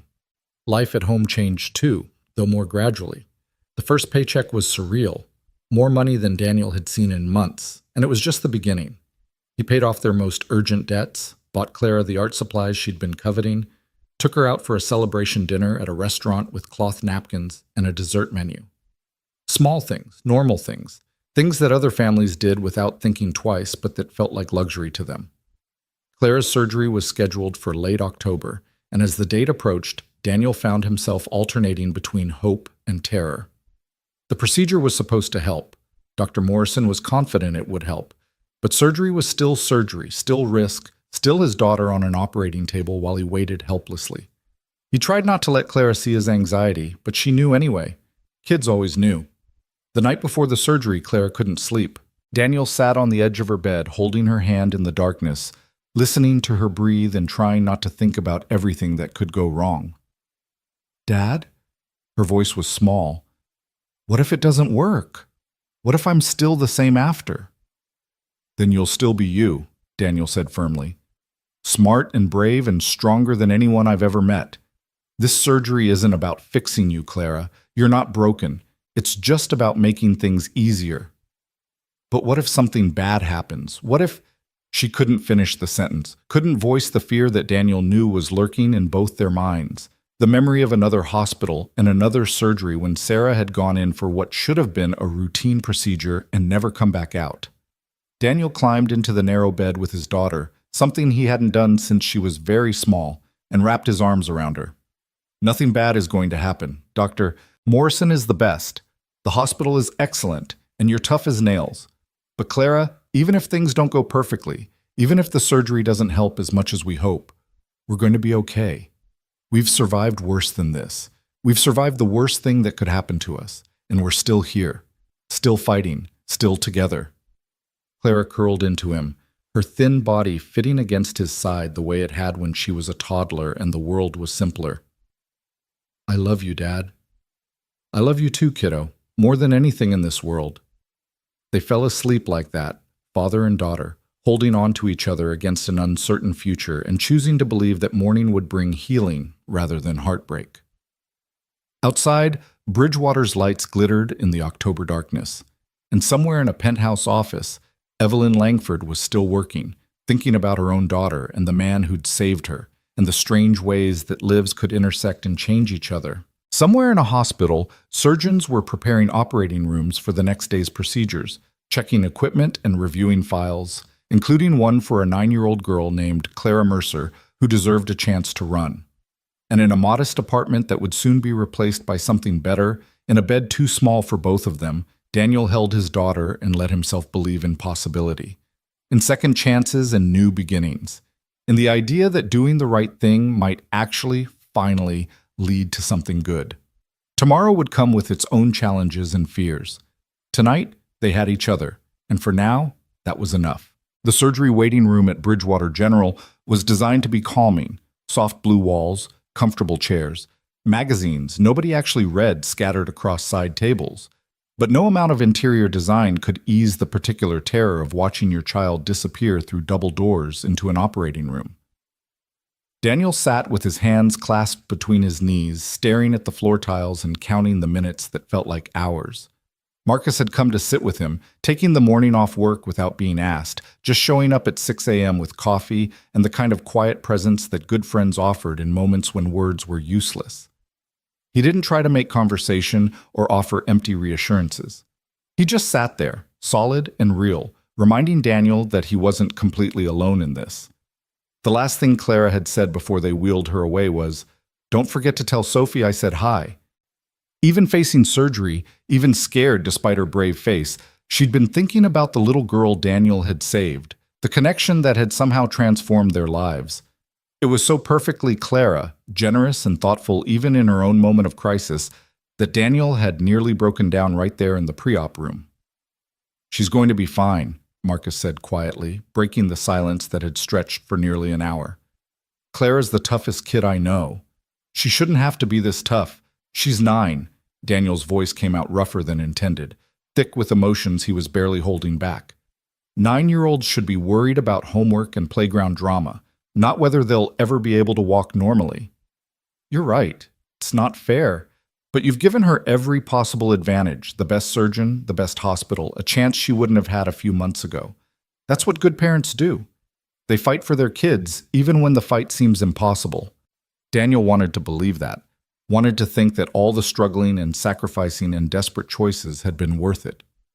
But sitting in this waiting room, not knowing what was happening behind those doors, all his certainty crumbled into the primal fear that maybe the universe would take Clara away from him the way it had taken Sarah, that maybe happiness was always temporary and loss was always lurking just around the corner. His phone buzzed, a text from Evelyn. Thinking of you and Clara today. Surgery days are terrifying. I remember when Sophie had her tonsils out and I was convinced something would go wrong. But Clara has the best team in you. She's going to be okay. Then another message. Also, I'm in the main lobby if you need anything. Coffee, distraction, whatever. Just say the word. Daniel stared at his phone in surprise. Evelyn's here, he told Marcus, at the hospital. The CEO? Why? I don't know. But even as he said it, Daniel understood. Evelyn knew what it was like to be a single parent afraid for your child. She knew the particular loneliness of facing medical crises without a partner to share the weight. She was here because she understood, and because somewhere in the past months, a connection had formed between them that went beyond professional courtesy or gratitude. Do you want me to go? Marcus asked, already starting to stand. If you need time with her. No, stay. But maybe I should go down and say hi. I can't just sit here for 3 more hours slowly losing my mind. The main lobby was crowded with the usual hospital traffic, visitors and patients, medical staff moving with practiced efficiency, volunteers at the information desk directing confused newcomers. Daniel spotted Evelyn immediately, sitting in a corner chair despite the expensive suit that probably cost more than most people's monthly rent. She looked up as he approached, and her expression was soft with concern rather than her usual professional composure. You didn't have to come, Daniel said, sitting in the chair beside her. I know, I wanted to. Evelyn held up a cardboard carrier with 2 coffee cups. I brought reinforcements. The cafeteria coffee here is terrible, so I stopped at that place on 5th Street, the one that actually knows what they're doing. Daniel accepted the cup, and the familiar aroma was grounding in a way he hadn't expected. Thank you for this, for being here. You must have a million things you should be doing. Nothing more important than this. Evelyn studied him with those sharp eyes that seemed to see past whatever mask he was trying to maintain. How are you holding up? I'm terrified, Daniel admitted, because there didn't seem to be any point in pretending otherwise. I keep thinking about Sarah, about the last time I was in a hospital waiting for someone I loved to come out of surgery. She never did. What if... Don't go there. Evelyn's voice was firm, but not unkind. I know it's hard not to, but every surgery is different. Every situation is unique. Clara is young and strong, and Dr. Morrison wouldn't have recommended this procedure if she didn't believe it would help. Trust that. I'm trying. They sat in companionable silence for a moment, sipping coffee that tasted expensive and watching the hospital bustle around them. Finally, Evelyn spoke again, her tone careful. Can I ask you something personal? After everything, I think we're past the point of standing on ceremony. Fair enough. Evelyn traced the lid of her coffee cup with one finger, not quite meeting his eyes. How did you do it? After Sarah died, how did you keep going? Because I lost my husband 3 years ago, and some days I still feel like I'm just going through the motions, checking boxes on some list of things living people are supposed to do. Work, parent, breathe, repeat. But I'm not sure I've actually processed any of it. The question was so raw, so honest, that Daniel had to take a moment before answering. This wasn't the billionaire CEO asking. This was just a widow trying to figure out how to survive the unsurvivable. I don't know that I did keep going, he said slowly. Not in any meaningful way. I survived. I made sure Clara was fed and safe and loved. I went through the motions, like you said, but actually processing it, actually dealing with the grief instead of just running from it, I'm not sure I've managed that either. Some days I still reach for my phone to call Sarah about something before I remember she's not there. Some days I wake up and for just a second everything's normal, and then reality crashes back and I have to learn all over again that she's gone. Evelyn nodded, her expression distant. Michael used to make this terrible joke about how he'd haunt me if I ever replaced him with someone boring. He had very specific requirements for any hypothetical future husband, had to appreciate bad puns, had to let Sophie win at board games, had to understand that Evelyn Langford didn't need saving because she was perfectly capable of saving herself. Her voice cracked slightly. I keep thinking I should date, should try to move on, should give Sophie a chance at having something like a normal family again. But how do you move on from someone who understood you completely? How do you open yourself up to that kind of loss again? I don't have an answer to that, Daniel said. I've been too busy trying to survive to think about dating or moving on or any of it. Maybe that's cowardice. Maybe I'm using Clara and work and the constant struggle as an excuse to avoid dealing with my own grief. But I don't know how else to do this. Maybe there is no right way. Evelyn finally looked at him, and in her eyes, Daniel saw the same exhaustion and sorrow he felt every time he looked in a mirror. Maybe we just do the best we can and hope that eventually it gets easier. Does it get easier? I'll let you know when I find out. They talked for another hour, trading stories about their lost spouses, about the impossible challenge of single parenthood, about the guilt that came from both working too much and not working enough, from being present and absent simultaneously. It was the kind of conversation Daniel hadn't had with anyone since Sarah died, the kind of vulnerability he'd learned to hide because people were uncomfortable with grief that lasted longer than an acceptable mourning period. But Evelyn understood. She lived in the same strange liminal space between moving forward and being frozen in the past, between honoring the dead and living for the people who still needed you. There was something almost healing about acknowledging that, about having someone who knew exactly what you meant when you talked about the particular loneliness of being the only parent at school events, of making decisions big and small, without the person who'd promised to share that burden. Marcus appeared in the lobby around 10:30, looking relieved to have found them. Dr. Morrison just called the waiting room. Surgery went perfectly. Clara's in recovery, and you can see her in about 20 minutes. The relief was so overwhelming that Daniel's knees went weak. Evelyn gripped his arm, steadying him, and her smile was radiant with shared joy. See? I told you she was tough. They went back upstairs together, the three of them, and when Daniel was finally allowed into the recovery room, Clara was groggy but smiling, her eyes unfocused from anesthesia, but finding his face immediately. Hey, Dad, she slurred. I'm bionic now. Got screws and everything. Daniel laughed and cried simultaneously, holding her hand and pressing a kiss to her forehead. How do you feel? Sleepy and sore. But Dr. Morrison said it went really good. She said I'm going to be running marathons. Clara's eyes drifted past Daniel to where Evelyn stood in the doorway, keeping a respectful distance. Is that Sophie's mom? It is. She came to check on you. That's nice. Clara's words were getting slower as the medication pulled her back toward sleep. Tell her thank you. Tell her wishes do come true sometimes. She drifted off mid-sentence, her breathing evening out into the deep sleep of healing. Daniel stayed by her bedside for another hour, watching her chest rise and fall, reassuring himself that she was okay, that the worst was over, that they'd made it through another crisis together. When he finally emerged into the hallway, Evelyn was still there, leaning against the wall with her phone in hand but not looking at it. She straightened when she saw him. She's good, Daniel said, and his voice broke on the words. She's going to be okay. I'm so glad. Evelyn reached out and squeezed his shoulder, and the simple human contact was enough to make Daniel's carefully maintained composure crumble. He pressed his hands to his face, shoulders shaking with silent sobs, and Evelyn just stood there with him, her hand steady on his shoulder, letting him fall apart in a hospital hallway without judgment or discomfort. When he finally pulled himself together, embarrassed by the display, Evelyn just smiled gently.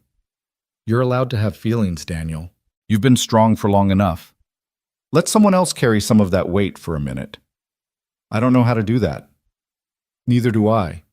But maybe we could figure it out together. There was something in her tone, in the way she was looking at him, that made Daniel's heart do a complicated flutter. This was more than employer and employee, more than grateful mother and the man who'd saved her child. This was two people who understood each other's pain and survival, who'd found unexpected connection in the midst of crisis. I should get back to Clara, Daniel said, not quite ready to examine what he was feeling. But thank you for everything, for being here. Any time, Evelyn said, and she meant it. Clara's recovery was both faster and harder than Daniel had anticipated. The surgery had been successful, but the physical therapy was grueling. Daily exercises that left her exhausted and sometimes in tears. Small victories measured in degrees of motion and percentages of strength. Daniel rearranged his work schedule to take her to appointments, working early mornings and late nights to make up the hours. pushing himself to the edge of burnout to be both the father Clara needed and the professional Lexington Dynamics deserved. Patricia noticed, of course. "You're going to crash if you keep this up," she told him one Friday afternoon when she found him still at his desk at 7 p.m. "Delegate more. Trust your team. You don't have to prove yourself anymore, Daniel. We all know you're good at this." "I just need to get through these next few weeks," Daniel said, rubbing his eyes. "Once Clara's through the worst of the recovery, things will settle down." Famous last words. But Patricia's expression was sympathetic rather than critical. "At least promise me you'll take the weekend off. No emails, no checking project status, nothing. Just be with your daughter." It was good advice, and Daniel tried to follow it.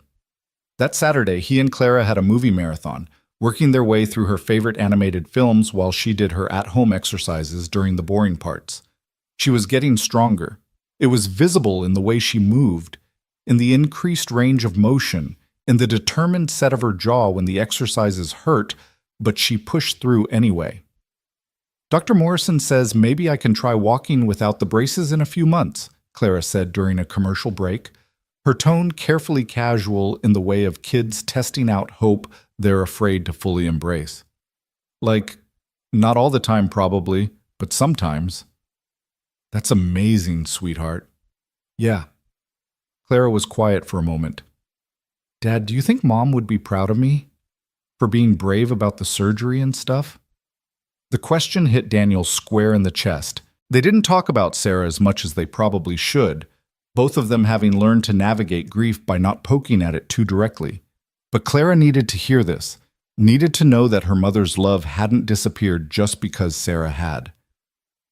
"Your mom would be so incredibly proud of you," Daniel said, pulling Clara close. "Not just for being brave about the surgery, but for everything. For how kind you are, how smart, how you keep fighting even when things are hard. You're exactly the person she hoped you'd become."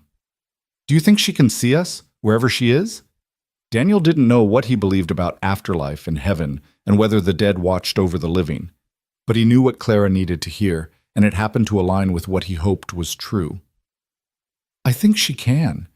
I think she's watching you grow up and being amazed by how incredible you are. And I think she's probably also telling me I'm doing okay, that I haven't completely screwed this up." "You're doing great, Dad." Clara tilted her head back to look at him. "Better than great. You're the best dad in the whole world." If there was a better compliment than that, Daniel couldn't imagine what it would be. The weeks rolled into months, autumn giving way to early winter, and slowly, life began to feel less like survival and more like actual living. Clara's progress continued, each physical therapy session building on the last, until the day Dr. Morrison declared that she could try going to school without her braces for half days, just to see how she managed. The morning Clara walked to the bus stop on her own 2 feet, wobbly but determined, Daniel had to turn away so she wouldn't see him crying. It was such a small thing in the grand scheme of life, a 9-year-old walking to a bus stop. But it was everything. It was years of fear and hope and medical bills and desperate prayers, all culminating in this one ordinary moment that felt like a miracle. At work, Daniel's reputation had solidified from the guy who saved the CEO's daughter to the guy who actually knows what he's doing. The Meridian project had been such a success that Meridian had signed on for 2 additional projects, specifically requesting Daniel's team. He'd earned respect through competence, exactly as Patricia had said he would, and it felt incredible to be valued for his skills rather than his circumstances. But it was his evolving relationship with Evelyn that occupied Daniel's thoughts more than he wanted to admit.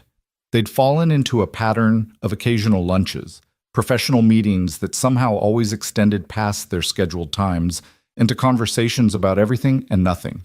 She'd asked him to consult on a new initiative she was planning, which meant more time together, more opportunities to discover how well they understood each other. It wasn't dating. They were both too complicated, too cautious, too aware of all the reasons why mixing professional and personal was a terrible idea. But it was something that made Daniel's pulse quicken when her name appeared on his phone.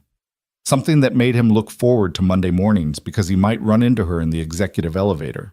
Something that felt dangerous and exciting and terrifying all at once. "You like her," Marcus said one evening over the celebratory drinks they'd finally gotten around to having. "And I don't mean professionally. I mean like her. We're not in middle school, Marcus. No, but you're blushing like we are. Marcus grinned over his beer. It's okay, to be interested in someone. Sarah wouldn't want you to be alone forever. It's complicated. She's my boss, technically, sort of. And she's Evelyn Langford, billionaire CEO. I'm a single dad who drives a 15-year-old Honda. We exist in completely different universes. You saved her daughter's life, and she gave you your career back. Seems like your universes are pretty thoroughly entangled already. Marcus turned serious. Look, I'm not saying you should rush into anything. You've got Clara to think about, and your career is finally stable, and there are a million good reasons to be cautious. But Daniel, when was the last time you let yourself want something just for you? Not for Clara, not for work, just for yourself? The question haunted Daniel for days afterward. When had he last wanted something for himself? Everything in the past 3 years had been about survival, about Clara, about making it to the next day and the day after that.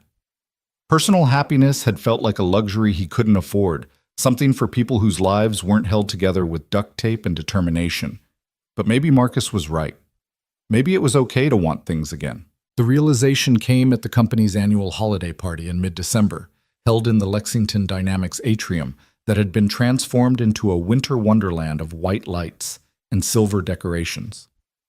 Daniel had brought Clara as his +1. Employees were encouraged to bring family, and she'd been delighted by the fancy party, the live music, the dessert table that looked like something from a magazine. Evelyn had brought Sophie, and the two girls had gravitated toward each other immediately, Clara showing Sophie her new walking skills, and Sophie introducing Clara to her friends from private school. They looked happy together, giggling over some shared joke, and Daniel felt a pang of something that might have been hope or might have been fear.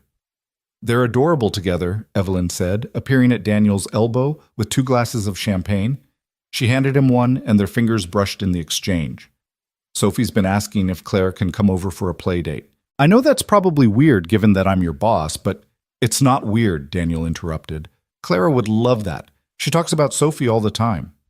They stood side by side, watching their daughters, and the silence between them was comfortable in a way that felt significant. The party swirled around them, colleagues laughing, music playing, the general festive chaos of a corporate celebration, but Daniel was acutely aware of Evelyn's presence beside him, the subtle scent of her perfume, the warmth of her arm almost but not quite touching his. "Can I tell you something?" Evelyn said quietly, her eyes still on the girls. "That day in the park, when Sophie nearly died, it changed my perspective on everything. Not just in the obvious ways, being more present, working less, but in understanding what actually matters. I built this company thinking success meant growth and profits and market dominance. But that moment when I got the call that Sophie was in danger, none of that mattered. The only thing that mattered was her." "I understand that," Daniel said. "When Clara was born, Sarah and I had all these plans for careers and houses and the life we were going to build. Then Sarah got sick, and suddenly none of those plans mattered. The only thing that mattered was time. Having more of it, using it well, not wasting a single moment. We're quite a pair, aren't we? 2 workaholics who had to nearly lose everything to figure out what we actually value." Evelyn finally looked at him, and in her eyes, Daniel saw the same complicated mix of fear and longing that he felt. "Daniel, I need to be honest with you. This," she gestured vaguely between them, "whatever this is, it's becoming difficult for me to ignore. I find myself looking for excuses to see you. I care about your opinion more than I probably should, and I'm terrified because you work for my company and I'm your boss, and there are a million reasons why this is a terrible idea." Daniel's heart was hammering so hard he was sure Evelyn could hear it. "I feel the same way, all of it. The wanting to see you, the terrible idea part, everything." "So what do we do about it?" Before Daniel could answer, before he could even fully process the question, Clara appeared at his side, slightly out of breath from dancing. "Dad, Sophie wants to know if we can do a sleepover sometime. Can we? Please?" Sophie was right behind her, looking at Evelyn with the same hopeful expression Clara was directing at Daniel, and the 2 adults exchanged a glance that was part amusement, part resignation, part something else entirely. "I think we can arrange that," Evelyn said, and the smile she gave Daniel was warm enough to make his breath catch. The weeks leading up to Christmas were filled with small moments that built on each other. Clara's play date at Sophie's house, Which was less a house and more a mansion, but where the girls played with the same enthusiasm kids everywhere played. A coffee meeting between Daniel and Evelyn that had nothing to do with work and everything to do with two people trying to figure out if what they felt was real or just trauma bonding and gratitude wrapped in loneliness. It was Daniel who finally made the first real move. On a cold January evening when Evelyn had stayed late at the office working on quarterly reports and he'd been passing by on his way home. He knocked on her door, and she looked up from her desk with surprise and pleasure. "Working late again?" he asked, leaning against the door frame. "I could say the same about you." Evelyn glanced at her watch. "It's almost 8. Shouldn't you be home with Clara?" "She's at a friend's house for dinner. I'm actually off duty for once." But Daniel took a breath, gathering courage. "Have you eaten? Because I know this place that makes incredible Thai food, and I was thinking maybe we could have dinner. Not a work dinner, not a business meeting, just dinner." Evelyn's smile was slow and genuine. "Are you asking me on a date, Daniel Mercer?" "I'm terrified, but yes. Yes, I am." "Then yes. I'd love to have dinner with you." That first date led to a second, then a third, a careful courtship conducted around work schedules and parenting responsibilities, and the complicated logistics of two people rebuilding their lives. They moved slowly, both of them gun-shy and cautious, both carrying the weight of past loss and the fear of being hurt again. But slowly, carefully, something real began to build between them. Clara noticed, of course. She was 9, not blind. "You really like Sophie's mom, don't you?" she asked one Saturday morning over breakfast. Daniel considered lying or deflecting, but Clara deserved honesty. "I do. Is that okay with you?" Clara was quiet for a long moment, pushing cereal around her bowl. "Do you love her the way you loved Mom?" "No," Daniel said immediately. "What I had with your mom was unique, Clara. Nothing will ever replace that or diminish it. But people can love more than one person in their lifetime. Not the same way, but in ways that are still real and meaningful. Your mom will always be your mom, and I'll always love her memory. But that doesn't mean I can't also care about Evelyn. Okay?" Clara met his eyes. "Because I like her too. She's nice, and Sophie's great. And you've been happier lately, like really happy, not just pretend happy. I think Mom would want that for you." "You're pretty wise for a 9-year-old, you know that?" "I'm almost 10, Clara corrected with a grin. "That's basically a teenager." Spring arrived with the kind of gentle warmth that made Bridgewater beautiful, trees blooming and the city shaking off winter's gray. Clara's physical therapy had progressed to the point where she was walking full-time without braces, still with a slight limp but mobile in ways that had seemed impossible a year ago. She'd joined the school art club and made friends, and was living the kind of normal childhood that Daniel had fought so hard to give her, and Daniel and Evelyn had fallen in love. It hadn't been a lightning bolt or a dramatic moment. It had been gradual, building through shared dinners and long conversations, and the slow revelation that they understood each other in ways that felt rare and precious. They still hadn't told anyone at work, wanted to keep it private until they were sure, until the complications of dating your boss or dating your employee could be properly navigated. But everyone seemed to know anyway. The way they looked at each other in meetings, the subtle shift in their dynamic, the fact that Evelyn smiled more and Daniel seemed lighter. Office gossip being what it was, theories abounded, but nobody said anything directly. Until Patricia pulled Daniel into her office one afternoon in April. "I'm going to ask you something, and I want you to know that my question comes from a place of protecting both you and this company," she started, her expression serious. "Are you and Evelyn Langford involved romantically?" Daniel's first instinct was to deny it, but Patricia deserved better than that. "Yes, we are." "How long?" "A few months. We've been keeping it quiet because we know it's complicated." Patricia nodded slowly. "Complicated is an understatement. You report to me, not directly to her, which helps. But she's still the CEO, and workplace relationships at that level of power differential can be problematic. Not just for you two, but for every other employee who might wonder if decisions are being made based on personal relationships rather than merit." "I know. We've talked about it.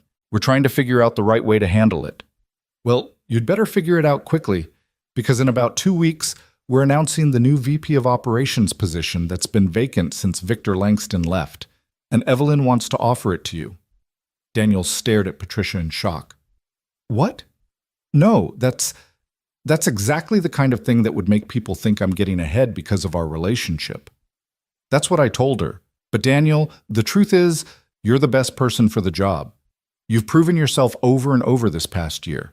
The Meridian Project turnaround, the 3 other major initiatives you've successfully led, the way you've built and managed teams, your VP material, relationship with Evelyn, or not. But the optics are terrible, and we need to address that head on. I don't want the promotion, Daniel said immediately. Not like this. Not when it would undermine everything I've worked for. That's noble and probably stupid. Patricia leaned back in her chair. Talk to Evelyn. Figure out what you both want. But Daniel, don't turn down an opportunity you've earned just because you're afraid of what people might think. You've spent the last year proving your worth. Don't throw that away. That evening, Daniel and Evelyn had dinner at her house. A regular occurrence now, the 4 of them, Daniel and Clara and Evelyn and Sophie, forming something that looked almost like a family. After the girls went upstairs to play, Daniel told Evelyn about his conversation with Patricia. I knew Patricia was going to talk to you, Evelyn said, not quite meeting his eyes. I should have discussed it with you first. But Daniel, you deserve this promotion. You've earned it through your work, not through our relationship. Nobody else will see it that way. They'll think I slept my way to the executive level. Let them think what they want. People are going to gossip no matter what we do. Evelyn reached across the table, taking his hand. But I understand your concern. So here's what I'm proposing. We go public with our relationship. Not splashy, not dramatic, just honest. We tell HR, we make sure everything is properly documented. We're transparent about the potential conflicts of interest. And then we let your work speak for itself. And if people still think it's favoritism, then you prove them wrong, the same way you've been doing all year. Daniel, I love you. I'm not going to hide that or pretend it doesn't exist just because it's complicated. But I also trust your competence. Take the VP position, show everyone what you're capable of, and we'll handle the rest together. It was the first time either of them had said, I love you, out loud. And the words hung in the air between them, weighted with meaning and promise and all the complicated history that had brought them to this moment. I love you too, Daniel said, and meant it with his whole heart.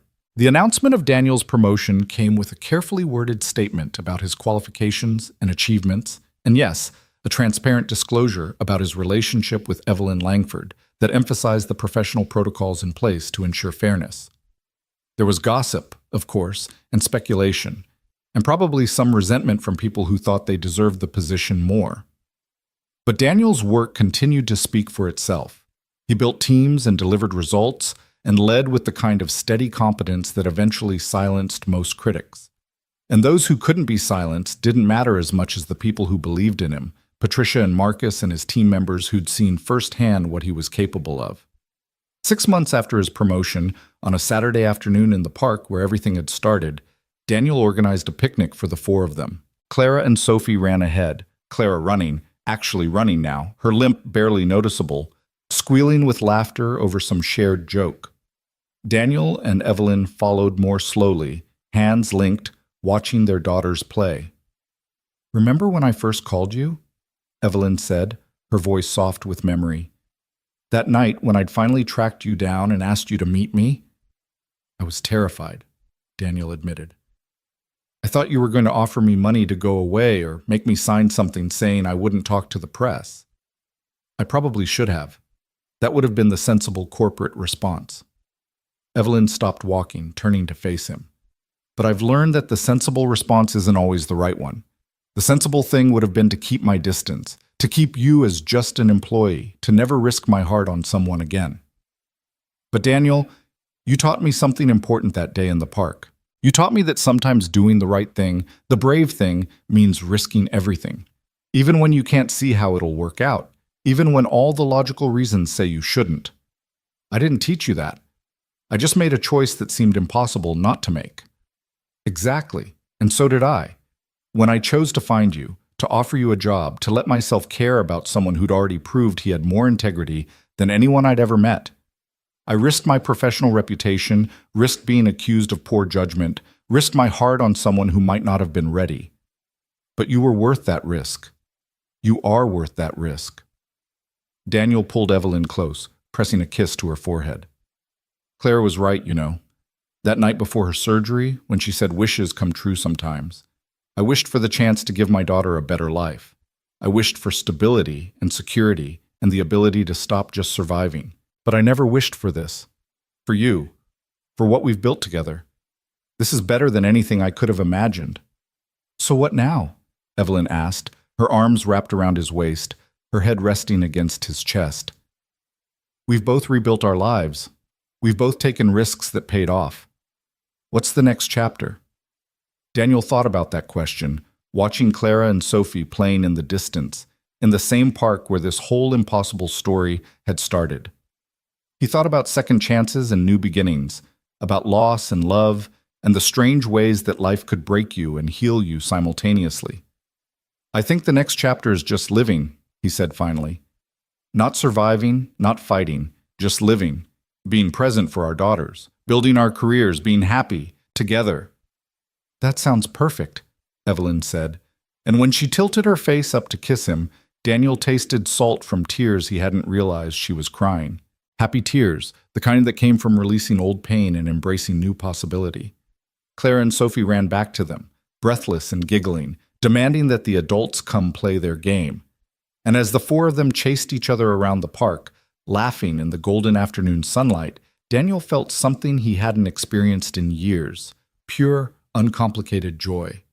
The kind of happiness that didn't come with caveats or fears or the constant anxiety of waiting for the other shoe to drop. This was what he'd fought for. This was what his choice in that park had ultimately led to. Not just a job or financial security, but family, connection, love, a future that stretched bright and hopeful before them. Somewhere, Daniel hoped Sarah was watching and approving. Somewhere, Michael was probably making terrible jokes about Evelyn finally finding someone who could keep up with her. The people they'd lost would always be part of their story, always be loved and remembered, but they no longer defined the limits of what was possible. Life had taught Daniel that tragedy and triumph weren't opposite forces, but intertwined threads in the same tapestry, that loss didn't preclude joy and suffering didn't prevent happiness. You could grieve and love simultaneously. You could honor the past while building toward the future. You could carry the weight of what you'd lost while still reaching for what you might gain. And sometimes, if you were extraordinarily lucky, a single moment of impossible choice could set in motion a chain of events that transformed everything. A choking child, a missed interview, a deleted email, a mother's determination, a risky offer, two hearts learning to trust again. All of it leading here to this perfect ordinary moment in a park in Bridgewater, with his daughter running freely and the woman he loved standing beside him, and a future that felt, for the first time in years, like something to look forward to rather than something to simply endure. Daniel Mercer had stopped to save a stranger's child and lost everything. But in losing everything, he'd found something better, not just for himself, but for Clara, for Evelyn, for Sophie. He'd found that sometimes the universe did orchestrate things, that doing the right thing could lead to the right outcome, that wishes really could come true if you were brave enough to keep believing in them. The sun was setting over Bridgewater, painting the sky in shades of gold and pink, and as Daniel pulled his family close, because that's what they were now, a family built from loss and choice and stubborn hope, he let himself believe that everything they'd survived had been worth it for this moment, this feeling, this promise of all the good days yet to come. And somewhere in the city, in offices and homes and parks, other people were making their own impossible choices, risking their own everything for what mattered most, writing their own stories of loss and redemption and the strange, beautiful way that life could break your heart and heal it in the same breath. But that was their story to tell. This one, Daniel's story, had found its happy ending. Not an easy one, not without scars and